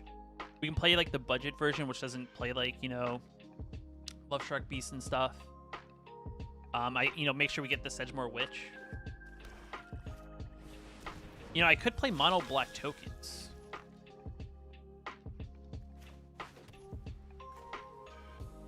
That could be a thing. No tax.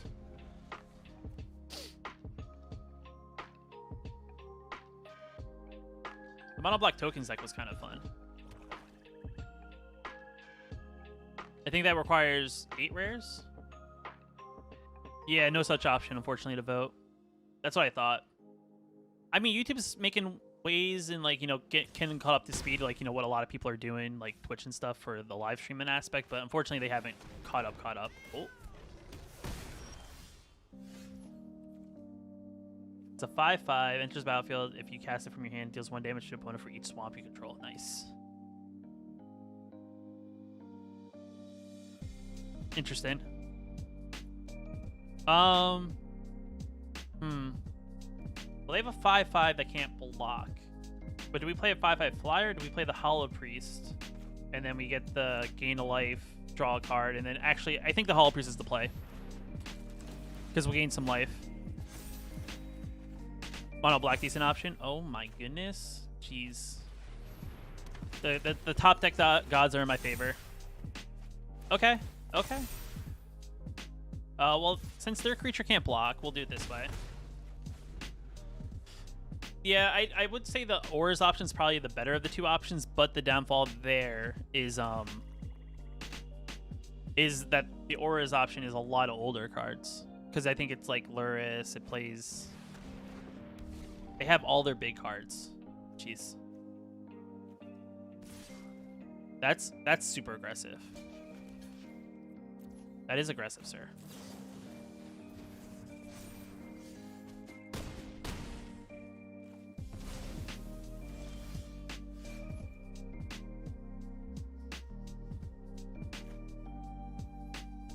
Yeah, this is a fine play.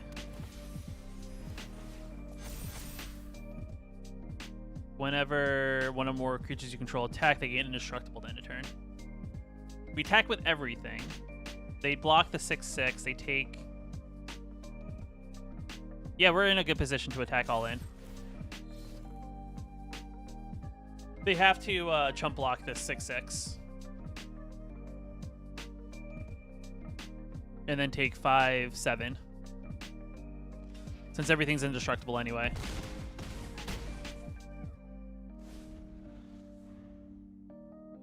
So now they can't attack him with their 4/4.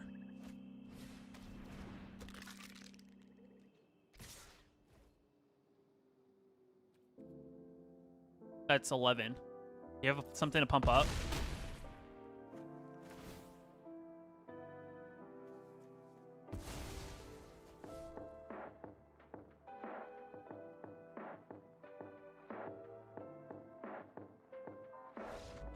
Nice. Yeah, Witherbloom does have lasting cards. Mono Black Tokens is fun too. I think there's a lot of cards in there on the one I did the other day on the video. I think was it yesterday that has some pretty decent cards that are pretty long lasting.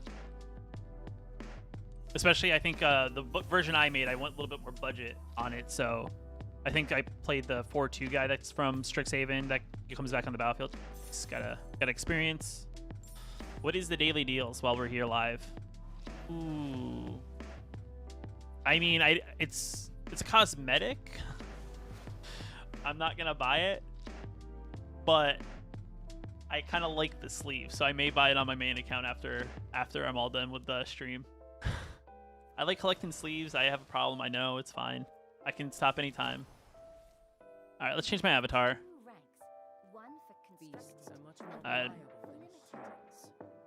It's fine. All right. Let me do something real quick. Let me open up my Aether Hub listing and see. Start with Mono Black Tokens. I mean, it could always evolve into something else, you know. We can always for each creature that died. It's a tough card, I would actually say. I would say the best deck, if you haven't seen it yet, I do have a Mono Black Zombies deck, or a Dimir Zombies deck that uses a lot of cards from Call Time. That's actually pretty decent as well, and it's very budget friendly. Definitely very budget friendly. Let's pull my Mono Black Tokens deck in. How old is a free to play account? We literally only have unlocked. I did the video on the channel for the free packs, and I playing today.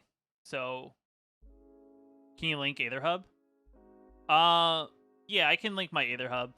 I don't know what the best way is. This is probably the deck I'm gonna probably do real quick. Let me just import it real quick. Import deck list. No, stop. MTG format. There we go. I was clicking the wrong thing. Copy to clipboard. My Aether Hub, is there a way I can directly link you my just like decks? I don't know if this is actually it. Snow Zombies is a fun deck. Yeah, I do think it's pretty fun. Hopefully that works. I don't know if if you can see that, but that's actually my user feed, which will show you all the decks I posted on there. So that should actually be the best way to see what decks I've created. Though I also, in all of my videos, I always post the deck links down below. So let's see what we got. Oh, you know what? I copied and pasted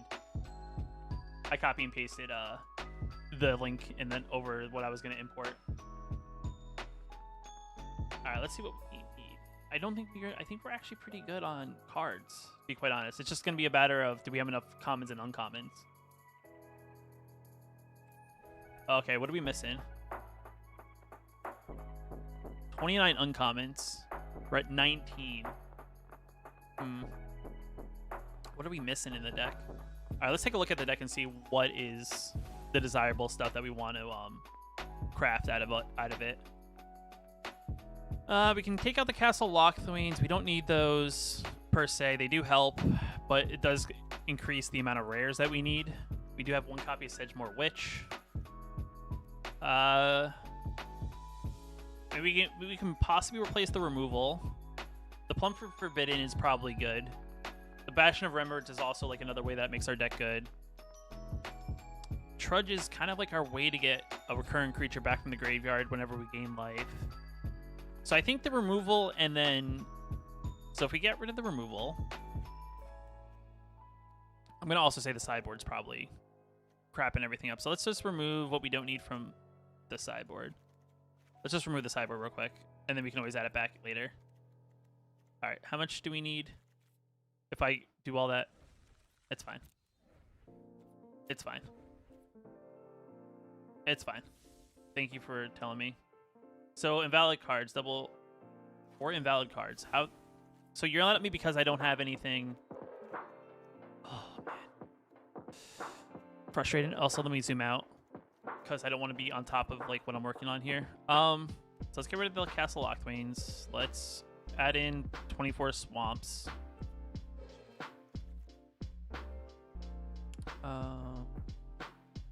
Let's go into mono black here. Let's look at the removal. What do I have that's removal wise that can be pretty decent? Do I not really have any removal? Wow. Sorcery?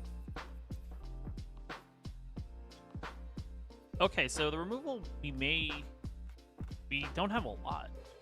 That is very surprising. All right, so we are definitely very limited on what we have in the deck. Maybe we... Yes. Let's craft a couple Pest Summonins. Or let's at least put them in the sideboard. Those are common, so they're not bad. And then add in our Lissact back in. And add in 2 Blood Chiefs. What are we missing to craft all? You don't have enough wild cards to finish this deck. Okay, I know that. But what am I missing? It's fine.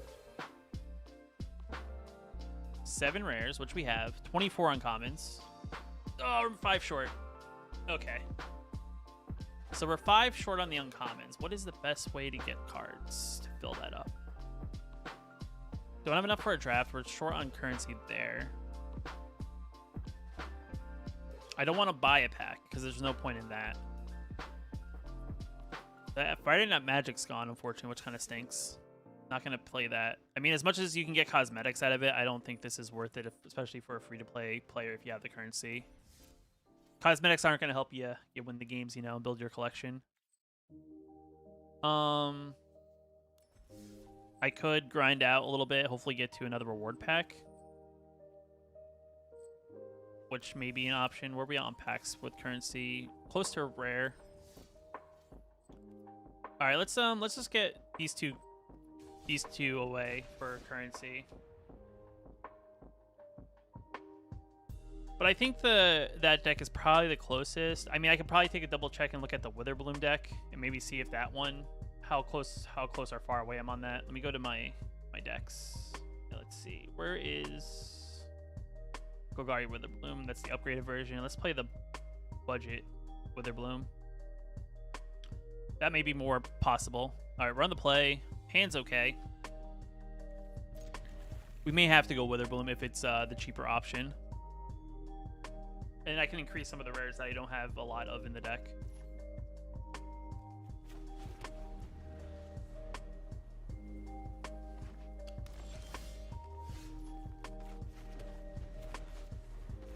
Alright, so next turn is Angel of Vitality. They're not playing any creatures, but Angel of Vitality is the play because it has evasion.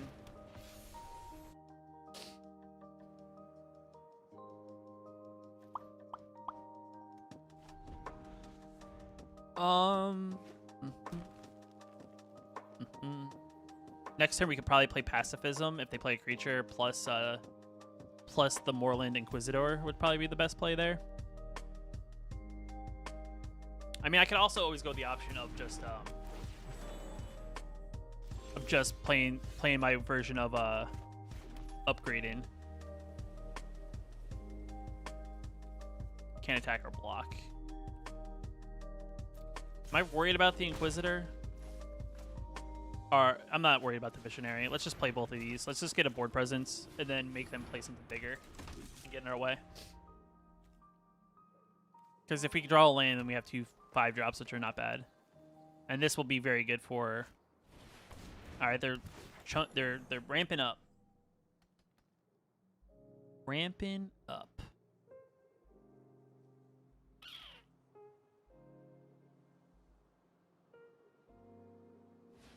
Alright, 2 mana.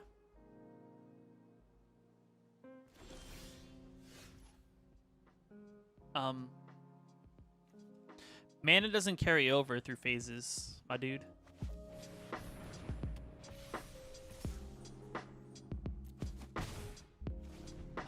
That's unfortunate. I feel bad because I know that people are still trying to like learn how to play. So it's like one of those things when you feel bad when you know someone who's still a little bit like newer to the game. They're still trying to learn the ropes, and this is why we didn't waste the pacifism on the land over Visionary. Mana doesn't carry through phases. Something's making them tap that mana for some reason. Not sure why. Okay. They get their Bushwhack out of it.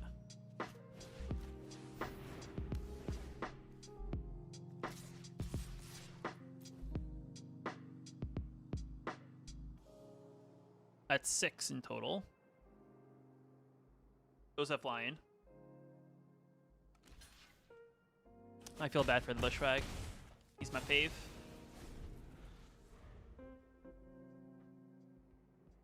I think we're gonna hit our goal on those 2 challenges, though.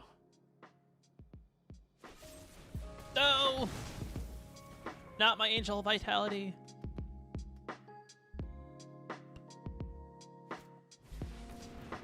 Okay. I think they're doing their own brewer, which I like. That is a big card there. If I can get this going, oh, we're gonna gain a crap ton of life. Just need that 5th mana, you know? I think this is the bigger play. That is not what I needed. That's not what I needed. We'll swing it for 2 in the air. Just pinging him down. That's all I can do.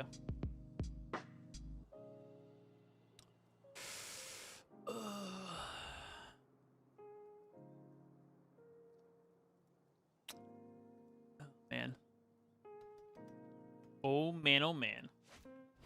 Another boar. That's fine. Please tell me you're gonna actually use the mana. I feel like it doesn't. If you tap it, the mana goes away. I just want to just be like, do this thing, and it'll be better. No blocks. I'll take 4, possibly 5. I don't know. Maybe they have a pump spell.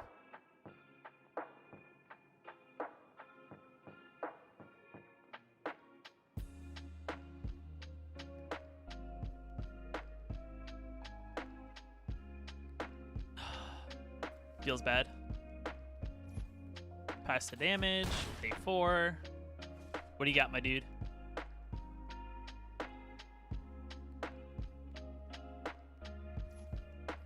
Okay. Land we go. That is exactly what we want here in the situation. We'll tap all creatures our opponents control. Creatures we control gain lifelink, which will just get our mana back.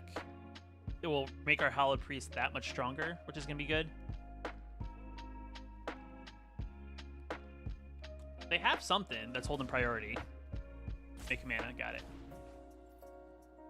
Move into combat. Okay, we're moving to combat. Gain additional life. Go up to 4/4.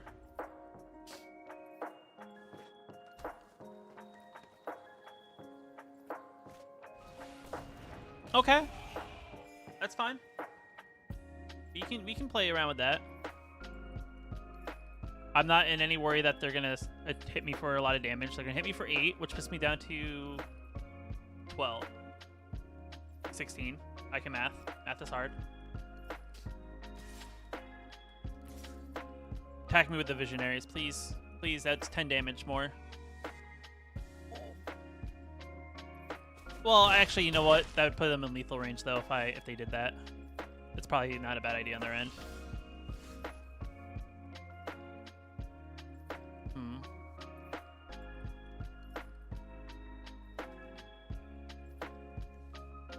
3/4, 4/4 is probably pretty good here. And then whenever it attacks, we get 2 creatures with lifelink. And I'm just gonna swing in for 2. Maybe they have a reaction.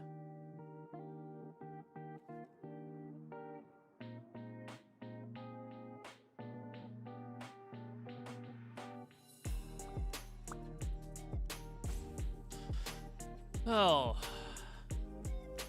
This is one of my least favorite things is when you get stuck on the rope.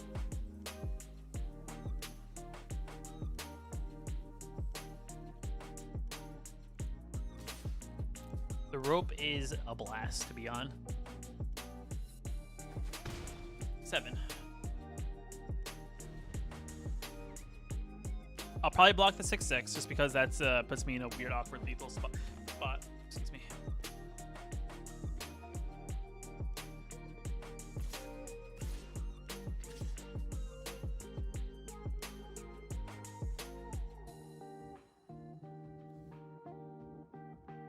Can't attack with your 5/5. It has pacifism on it. We'll block the 6/6. I want to keep the Hallowed Priest around because of the life link stuff. That's gonna happen from the warder. That's fine. That's 12. All right, you had to have it. Okay, I was not expecting them to have double pump, but I guess that's what they were sitting on all those turns. It happens. Gotta give it to him for being so patient, though, to not actually play it. All right, we gain currency. We're still 500 away. Daily wins, I guess.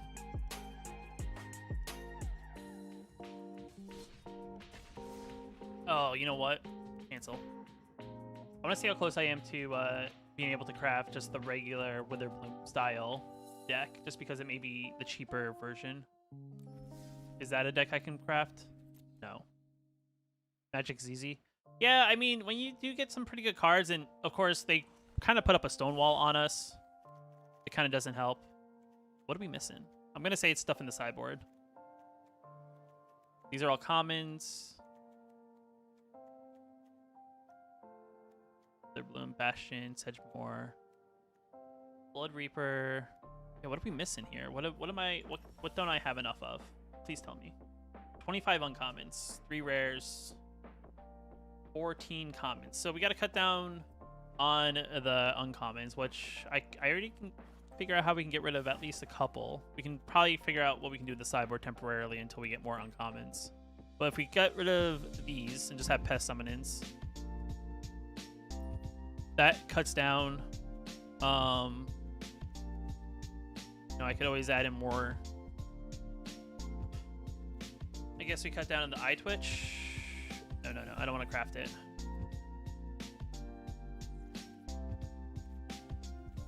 Done. It's fine. I'm just trying to get a total. So if we cut down 3 uncommons, we'll be able to craft this deck because we have everything else. You don't like Dina?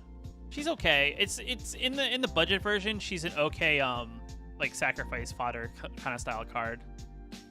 I know in my version I don't play a lot of big things, so that's like the one thing that makes it a little awkward. I mean, you can cut one of her, which is not bad. I think I still need 4 copies of this. Why don't we cut 1 eye twitch? We'll add in one of him.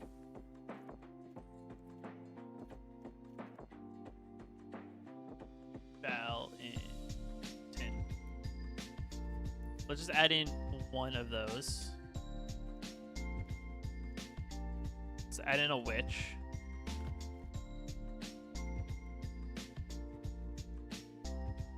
Maybe we cut 1 village rights? No.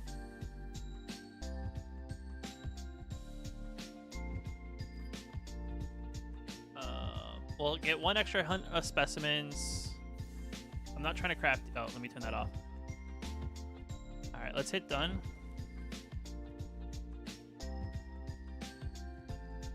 Kind of trying to cut down. I don't know. I'm a fan. So okay, so we can craft this version, which is not bad. Which I think I'm gonna do. I think Witherbloom is the way to go out of all the decks, just because it's pretty decent on our. Oh, well, Witherbloom's one word, and we'll call it a work in progress. Because it's a basic version. It's good enough to get us started, but we're gonna build this up. So let's take a look at the deck real quick and kind of analyze what's going on here. So we have, I mean, I could technically get more eye twitches. I think Valentine's okay. As a 1-drop, it's not bad. It's good against like the meta. With the idea here that your opponent has to pay 2, or we can pay 2. And we can get a 1/1 Black Pest. The idea, though, if their non-token creature dies, exiles, yeah, definitely add on as we go. But I do think this is definitely a good spot. I'm just gonna throw it out there. I think this is actually, I'm always a proponent when it comes to add-in stuff. I do think getting untapped mana is the best way to go. So I'm actually thinking of crafting. Where are we? I'm actually thinking about crafting 3 copies of the Darkboard Pathway. Just because untapped mana will help us, be more consistent and not have to worry about mana coming into the battlefield tapped.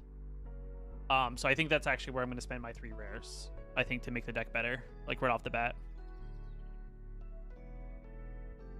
Yeah, I actually think the other side too is like a nice little like late game kind of thing. Like if we can get the the druid side, it's not bad either because we can pay the 1 and start making our little pests if we have a decently wide board. Just that much more damage into our opponent. Let's add in 1, 2, and 3. We'll cut down the camp. I don't like crafting this way.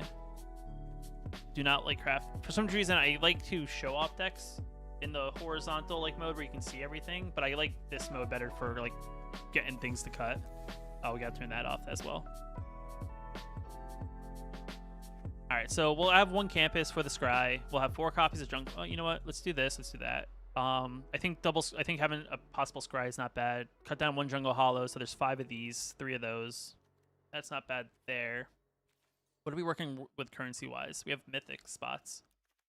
The one downfall to our deck is we're very focused on what we're doing. We don't really have enough to defend against what our opponent's doing, so maybe eventually add in some sort of removal. We also are missing cards from our learn, so why don't we go to learn, our lesson, I guess, and see what we can craft with the commons that we have. 1 campus is enough. We'll play with 2. I think it's a toss-up, because we're playing with. If we get another pathway at some point, we'll cut campus down to 1. I think is actually the way to go. We don't have enough for that. We don't have any uncommons because we're out of uncommons, but we have 5 commons. So maybe environmental sciences. Maybe 2 copies of environmental sciences for some mana filter. The problem is a lot of the removal currently in the format is all uncommon.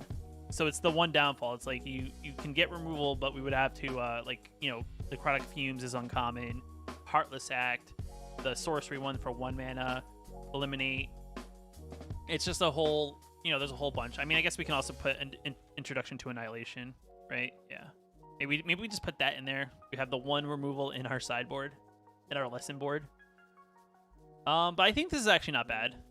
2 environmental sciences, 4 pest summonings, and 1 introduction to annihilation. I think is an okay starter. Once we get more uncommons, we can get something like Necrotic Fumes, possibly Containment Breach, depending on what we're matching up against. Let's look at the main board again, real quick. Let me just see. 3 Villager Rights is not bad. Blood Researcher's okay. Let's just do Destroy real quick. And craft.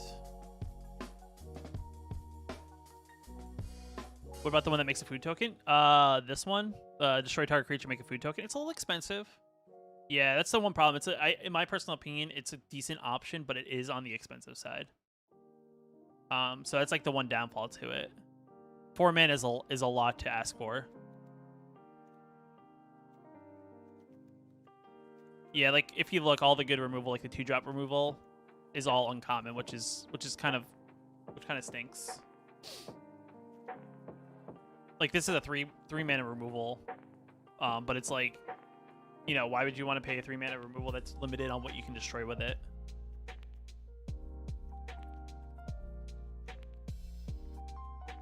I think we stick to this and we just play it out and we just try to do our strategy, maybe just overwhelm our opponent that way. Finding the Old Gods could be a good one-off in the deck. I know it sounds really bad to do a one-off. Yeah, Poison in the Cup's pretty good. I do think that's going to be a good removal spell going forward once everything rotates. Personally, unless something comes out of the D&D set, but I think that's where the removal is going to go, is the Poison in the Cup with the scry and whatnot. But let's add in the 1 binding of the Old Gods. Maybe get rid of the 1 blood researcher. Binding's not a bad removal. We get a ramp spell, and we can give our pest tokens Death Touch if we get to Chapter 3. So this is actually not a bad removal spell in our current like deck makeup. 2 copies would probably be good, personally. But I do think we can add that at least 1 removal spell. You know, just gotta have 1. Oh, what is the dragon? I just want to see something. What is the dragon from Strixhaven? I think it's mythic. I'm just like curious as to see. Oh, let's make this gold cards. Did I not include Strixhaven? Binding is ramp elf. Yep, it has 1 ramp. I did not know I had a snarl. I am not mad with that. Flying at the beginning of your upkeep, create a 1/1 black. I mean, do we want to craft some Beledros? 7 mana though, that's so expensive. I don't think we have a lot of ramp. I actually think Blex would be better. Like, would we rather have Blex in the deck? Like, I'd rather, if I'm going to use my 2 mythics, I'd rather craft Blex, just for the idea that he's going to call our pest that much stronger. Well, let me go back to the deck real quick. Let me get that 1 Snarl that I have a copy of. Let's throw that in the main deck. Just because then we can cut down to the Witherbloom Campus, get 1 Snarl, so we have, you know, some untapped mana possibilities.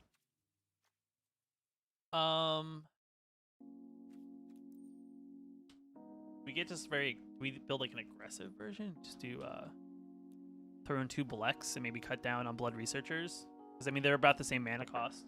Not as expensive. Yeah, Beledros is not good. I'm actually gonna see how this works out. I know I'm wasting currency, but let's just throw in some Blex. Let's make ourselves like an aggro Witherbloom deck. Yeah, but I mean in the sense that, you know, it'll make us overall more aggressive. I think is an okay payoff. Like, I think it's better than a Blood Researcher. I mean, Blood Researcher is good in like a limited format, but I think Blex is overall a little bit better. Plus, the other side's not bad either. You know, if we really need a desperate card, we can look at top 5 and throw things in our hand in a worst case scenario. I think that's an overall decent payoff. All right, let's go and see what happens. I probably should have hopped into rank, but let's just play the deck out and see how it goes. See if there's anything we need to tweak. Maybe mana base. Oh, guys are playing a newbie. I'm blocking his name, but they're literally named Snoopy. This hand's actually not bad. I actually like it.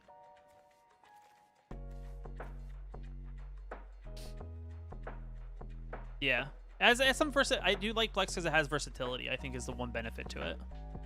It also exactly you can attack and stack. That's why I actually think Binding is a very good removal for the deck, because if you think about it, if we can get to Chapter 3, we give a lot of our things Death Touch. I mean, an opponent's not going to want to block 1/1s to begin with, and then especially them with Death Touch. Scary.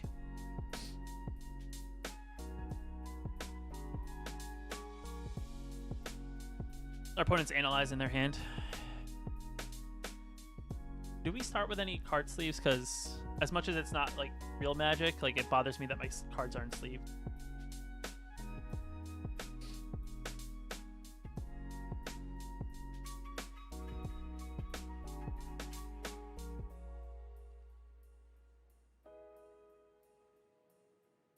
I wonder how new their account is, and also when you like bump out of like the newbie zone, because I feel like a lot of the players we've been playing have been like newer players with like the decks they have.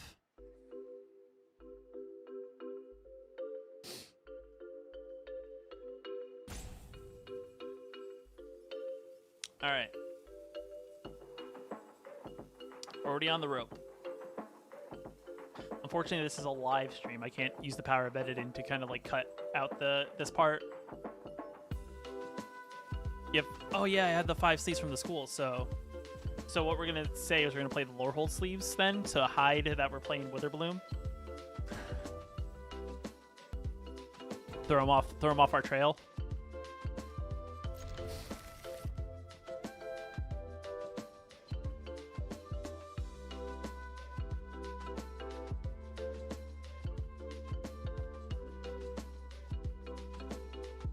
Yeah, I mean, it's not bad. I mean, to be honest, Krieger, the deck I currently have is all I've acquired from just, you know, from the free packs that I did a video on, as well as maybe one draft. So to be quite honest, I built a pretty decent deck, I think, to start off.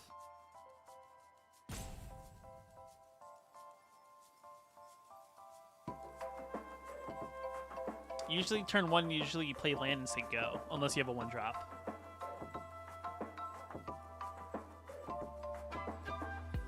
If I only could talk to my opponent and be like, okay, this is what you would do in this situation.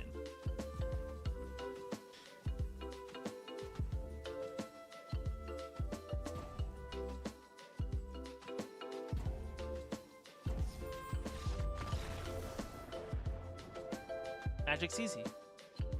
Oh, yeah. It can be frustrating. That's true. I mean, what parts are you finding frustrating? Just playing other people and like people having good cards?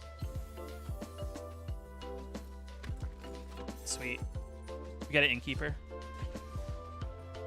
Because if you haven't, there are free packs and like cosmetics you can get without actually spending any money. And I think it works out right now currently, if you haven't used any of them, to get like 35-ish packs, give or take, with the experience and the free pack codes. Which is definitely a good boost to like your collection if you're looking to add some more cards to possibly use. Yeah.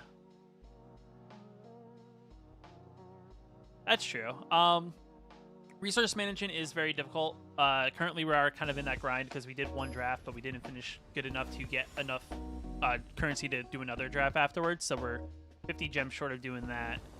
And then kind of like, and it's something you learn as you kind of go along, like when you play certain decks, like kind of understand how you want to go about attacking, how like your plays and whatnot.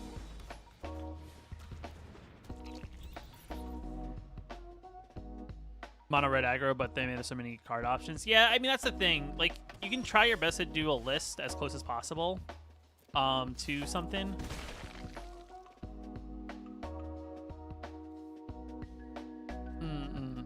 Yeah, I mean that happens. I do a lot of budget guides on my channel of budget decks. I know like it's going to be a little more difficult, I think, for you because you kind of spent that initial currency you've earned.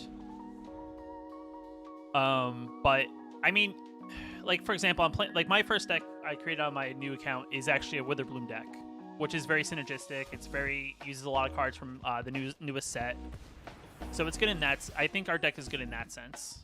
That we have a lot going on here, like with the synergies and whatnot. All right. I think we Sedgemoor Witch, as much as, you know, it looks like our opponent's playing like a snow deck. Make them pay life in order to get rid of the Sedgemoor Witch is probably a good situation here. The other thing too is like when it comes to like making a good Magic deck, is you want to have like multiple copies of the same card. Is probably the best way to put it. You know, having 4 copies of a particular card that you really want to play makes the deck more consistent on you drawing that particular card. Like, I mean, granted, I'm drawing multiple Sedgemoor Witches, which is not planned. But, you know, it's one of those things.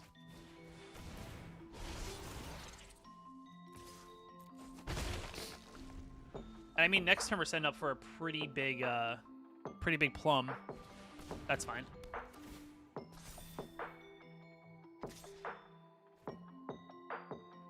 Yeah, I'm not gonna block.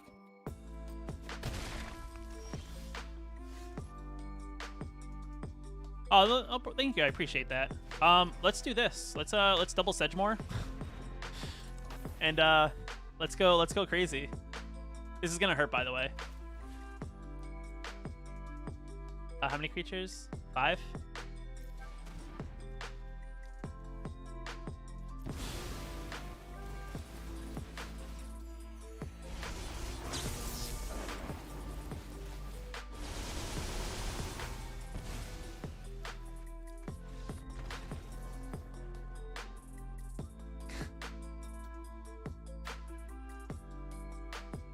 Our opponent wasn't having any of that.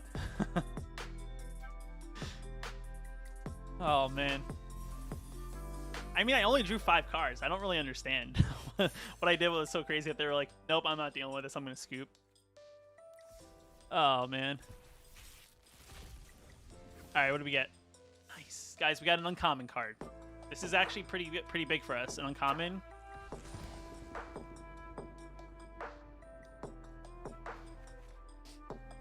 That is one of the interesting things about Witherbloom is that your opponent kind of like sees you go off and they're like, no, I'm not.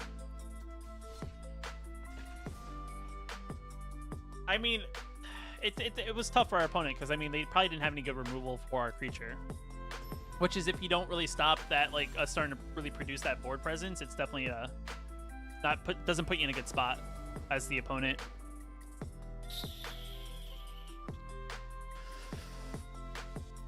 Yeah, this is actually a good hand. I can fix the mana. Uh-oh. Uh-oh. Guys, we are playing a person who's playing a deck.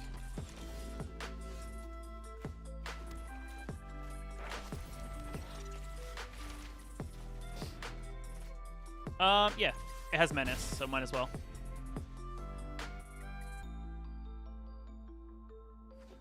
Do you think they can get away with gimmicky? I mean, you could definitely put some sort of tax on your opponent. There's just, unfortunately, just sometimes, you know, there's not a lot you can do to like, whatchamacallit, to like prevent, you know, certain things. Like, there's only so much protection currently in the format. Interesting. They're playing Knights and Vessels. It's a nice experimentation of a deck. Oh, I'm missing the green mana. This would have been so good if I had green. Because I could play the Witherbloom, play the Environmental Sciences. Oh, it's so backwards. But I think we have to do it this way.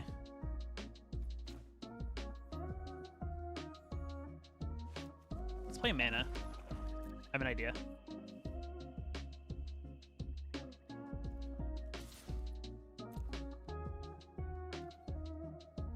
If we block, they both go into one of them goes into the graveyard and it gets exiled. That's fine.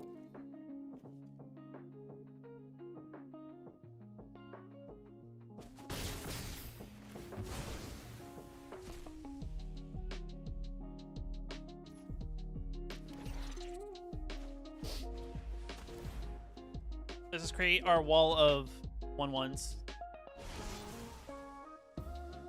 Let's get a green mana and gain some life.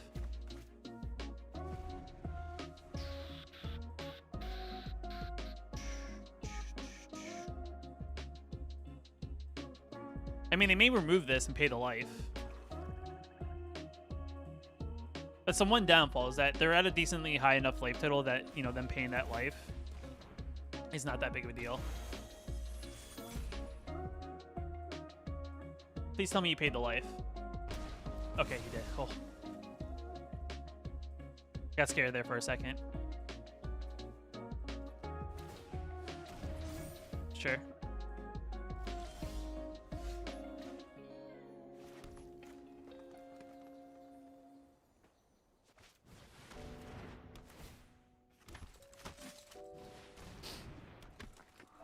No attacks.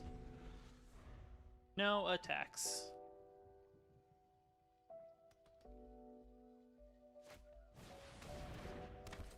Interesting.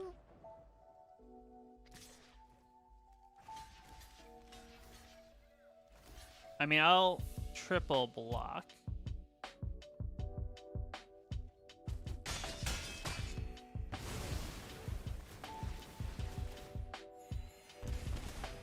We're at 30. It's a good life total.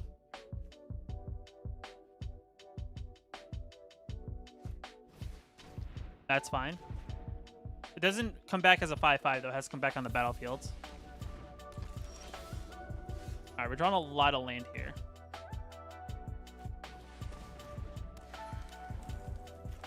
Play another green and we'll say go. Possibly Drana can like eat something. But this puts our opponent in a weird, awkward position because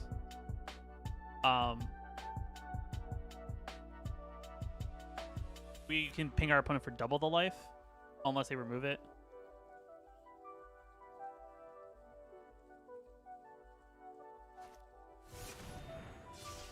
Okay. Oh, they're playing party. That's what they're doing.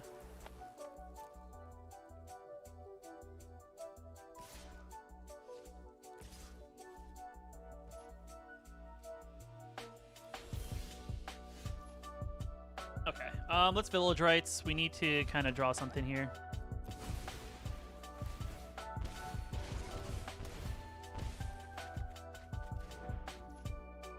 iTwitch is good. Blex is good. Right? Yeah, Blex is the card we want to play in this situation.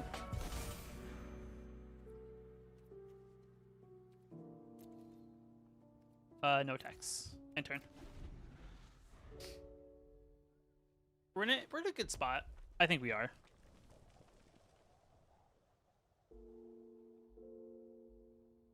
Our opponent's playing a very interesting deck. 4 damage.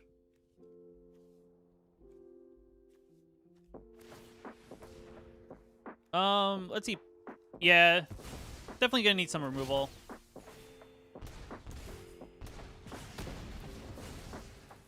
That's fine.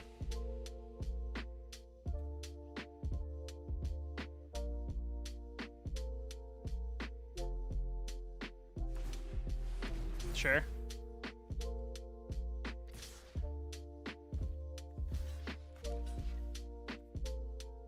They only gain 1 life, which I don't think is bad for us. We'll get a card from our thing, which is...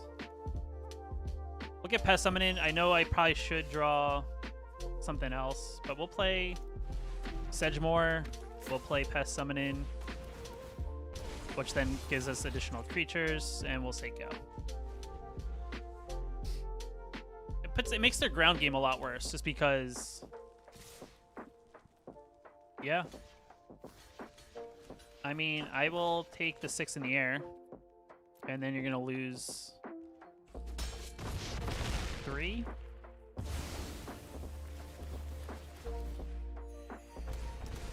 And our opponent's at 8.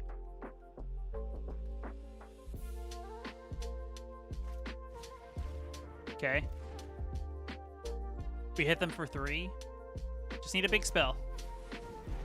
Just need a spell. That's all we need. That's fine. Oh my god.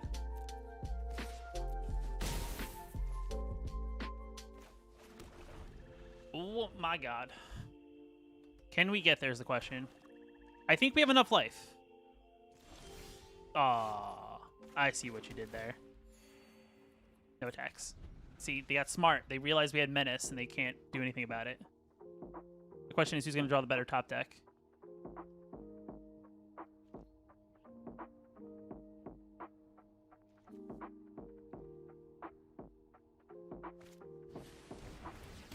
I mean, I will take that damage all day. No attacks. I mean, it looks good. We need something. We're missing 1 card, and we're in top deck mode.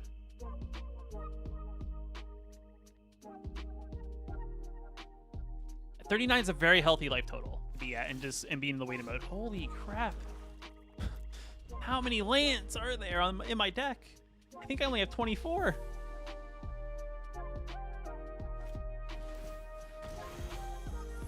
Good game.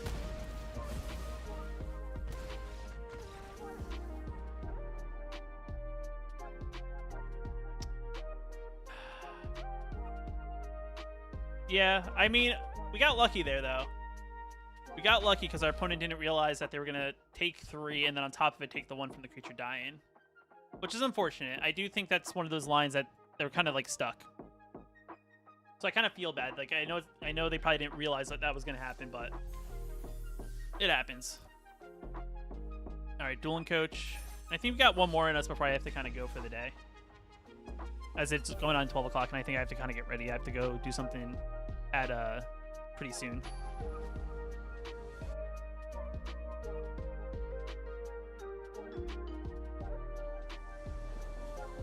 Opponent goes first. Our hand's actually really good. In our situation, like where we have it, we have a pretty decent curve. Yeah, this is a good hand to have. This is a good problem.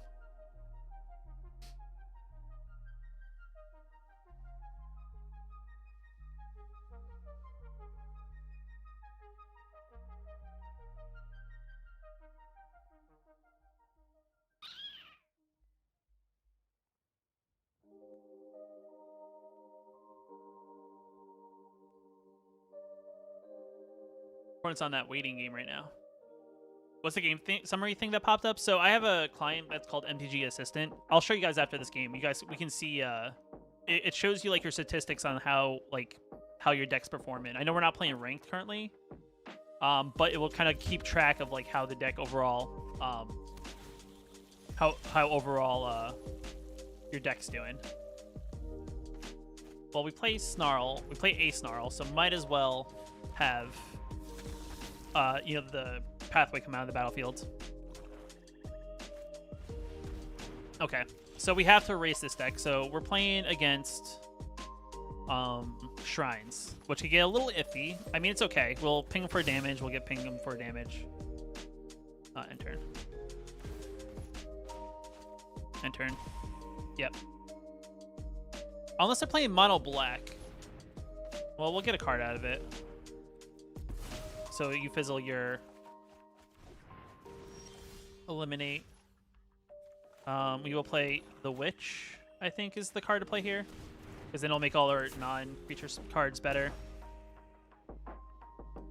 Plus, it doesn't look like they play a lot in the terms of creatures at the moment.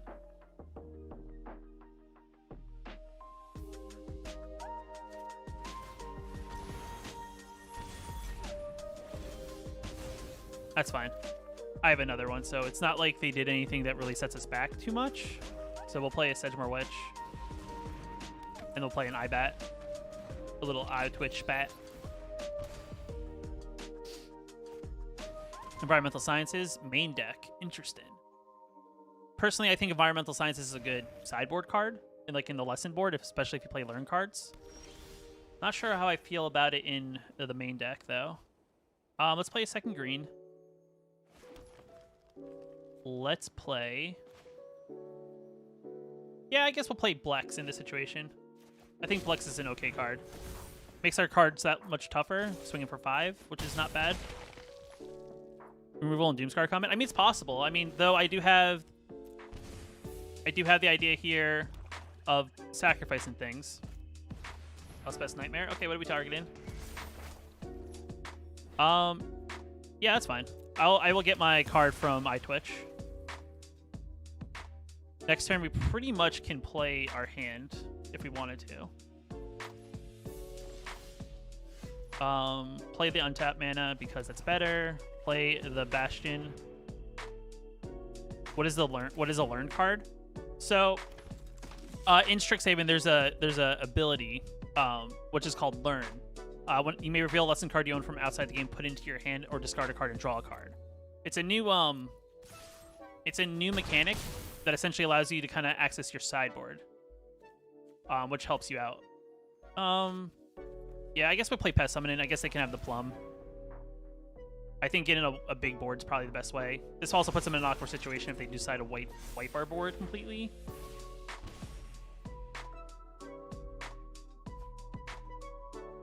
But they need a big card here in order to kind of help them out.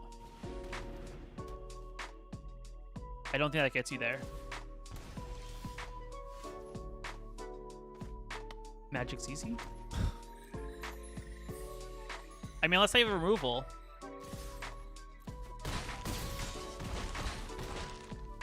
Yeah. I don't want to be mean, so I'll just end it now. We'll do 4. Just in case they have some sort of life gain.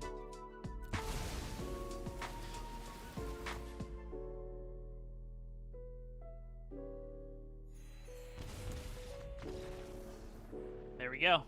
There we go. All right. So someone was asking about the game summary stuff.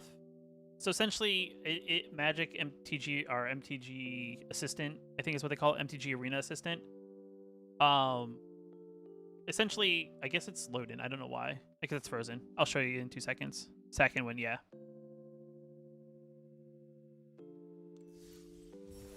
All right, sweet. We completed our weekly challenge. We actually got 12 wins today, which is actually not that bad. We're at 1,900. 3 comments on 1 uncommon. All right, there we go. So essentially, MTG Assistant is this third-party plugin that you can install in the game, and it will help you kind of like understand where you are sitting as a like with your deck. So like my stats right now, why is it not updated? I'm missing my new decks. It kind of keeps track of various things, but supposedly what it's supposed to do, and I don't know why it's not working right now, is that it's supposed to show me my decks and kind of show you my, let's see if this will pop up. But it can like show you like how your deck is. If you've ever noticed like the bigger, a lot of people who play like a lot of ranked like to use this because you can see like decks people are playing, and whatnot. Yeah, I don't know.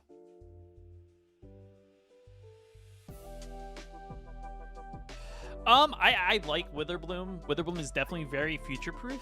The problem with life skills is that come September, a lot of the cards in that set or that deck will rotate out, so you'll get more longevity. Like the cards, like the Witherbloom deck will be more of a thing. Like there'll be decent replacements. So like in Magic, there's always rotation every September. Like it's been a thing for like ever. So the problem with life skills, which I don't have unlocked yet on this particular account, essentially is a deck that plays a lot of cards that like you know, Veto. It plays a lot of things from M21 and things like that, which is going to rotate come September. So you'd have to, like, you may upgrade it, pay the currency now, but then come rotation time, you're going to have to think of a new deck by then to like come up with. Whereas like Witherbloom right now, for like the initial start, depending on what your currency situation is, you can essentially craft right off the bat. I mean, sure, this is a very like gimmick, like very like fidgety kind of like craft that I did of it, but it's kind of like one of my versions of Witherbloom. I do have a couple cards in here I probably wouldn't play personally, but I think overall it's in a decent spot.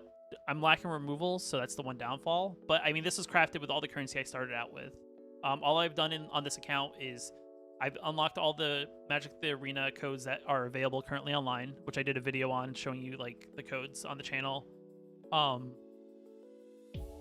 I played one draft with the currency I earned, and that's about it. And the draft that I played wasn't even for the set I'm currently playing, that Witherbloom comes from, so it didn't really help me in that situation. But I do think, like, for the most part, all these cards in my deck, other than Bastion of Remembrance, are pretty much Strixhaven. Village Rites got reproduced in Kaldheim. But yeah, but everything in my deck is Strixhaven. Yeah, other than maybe the tap lands. But I mean, that's kind of, you know, it's a pretty solid deck. This is Kaldheim, so that's fine. That's gonna be fine come September. So I guess it depends on where you want to go when it comes to which one I think is gonna be better in the long run. I mean, sure, Bastion's gonna hurt when Bastion leaves this deck, because Bastion's kind of like a good card that has like a backup like ability, kind of like Witherbloom when things die on your side of the board. But I think that's where you probably then maybe see more Dina be played, because Dina is going to be kind of that other card that will help you, you know, ping your opponent for damage if things die, you gain life in the process. So it's definitely very interesting. But guys, that is where I'm going to end it today. I appreciate all you guys who came by and liked and watched and did all the things. Yeah. Yo, what's up, Riot? I'm actually heading out for the night or the day, but I appreciate you stopping by. But yeah, so we stream for what, like 3-ish hours so far today, which is pretty cool. I do enjoy these. But I appreciate you guys stopping by. Hopefully see you guys either in one of my videos or whatnot, or see you next Saturday when I do another live stream. I'm planning on doing mornings. I like mornings. It's when I'm more awake. But until that time, guys, I'm sorry, Riot. It's the West Coast thing, I know. I gotta do some things though, because it's already noon for me. I gotta get ready. I kind of rolled out of bed and kind of just started streaming, so I gotta get ready and then probably gotta do some stuff in the afternoon. But guys, until next time, I'll see you in the next match.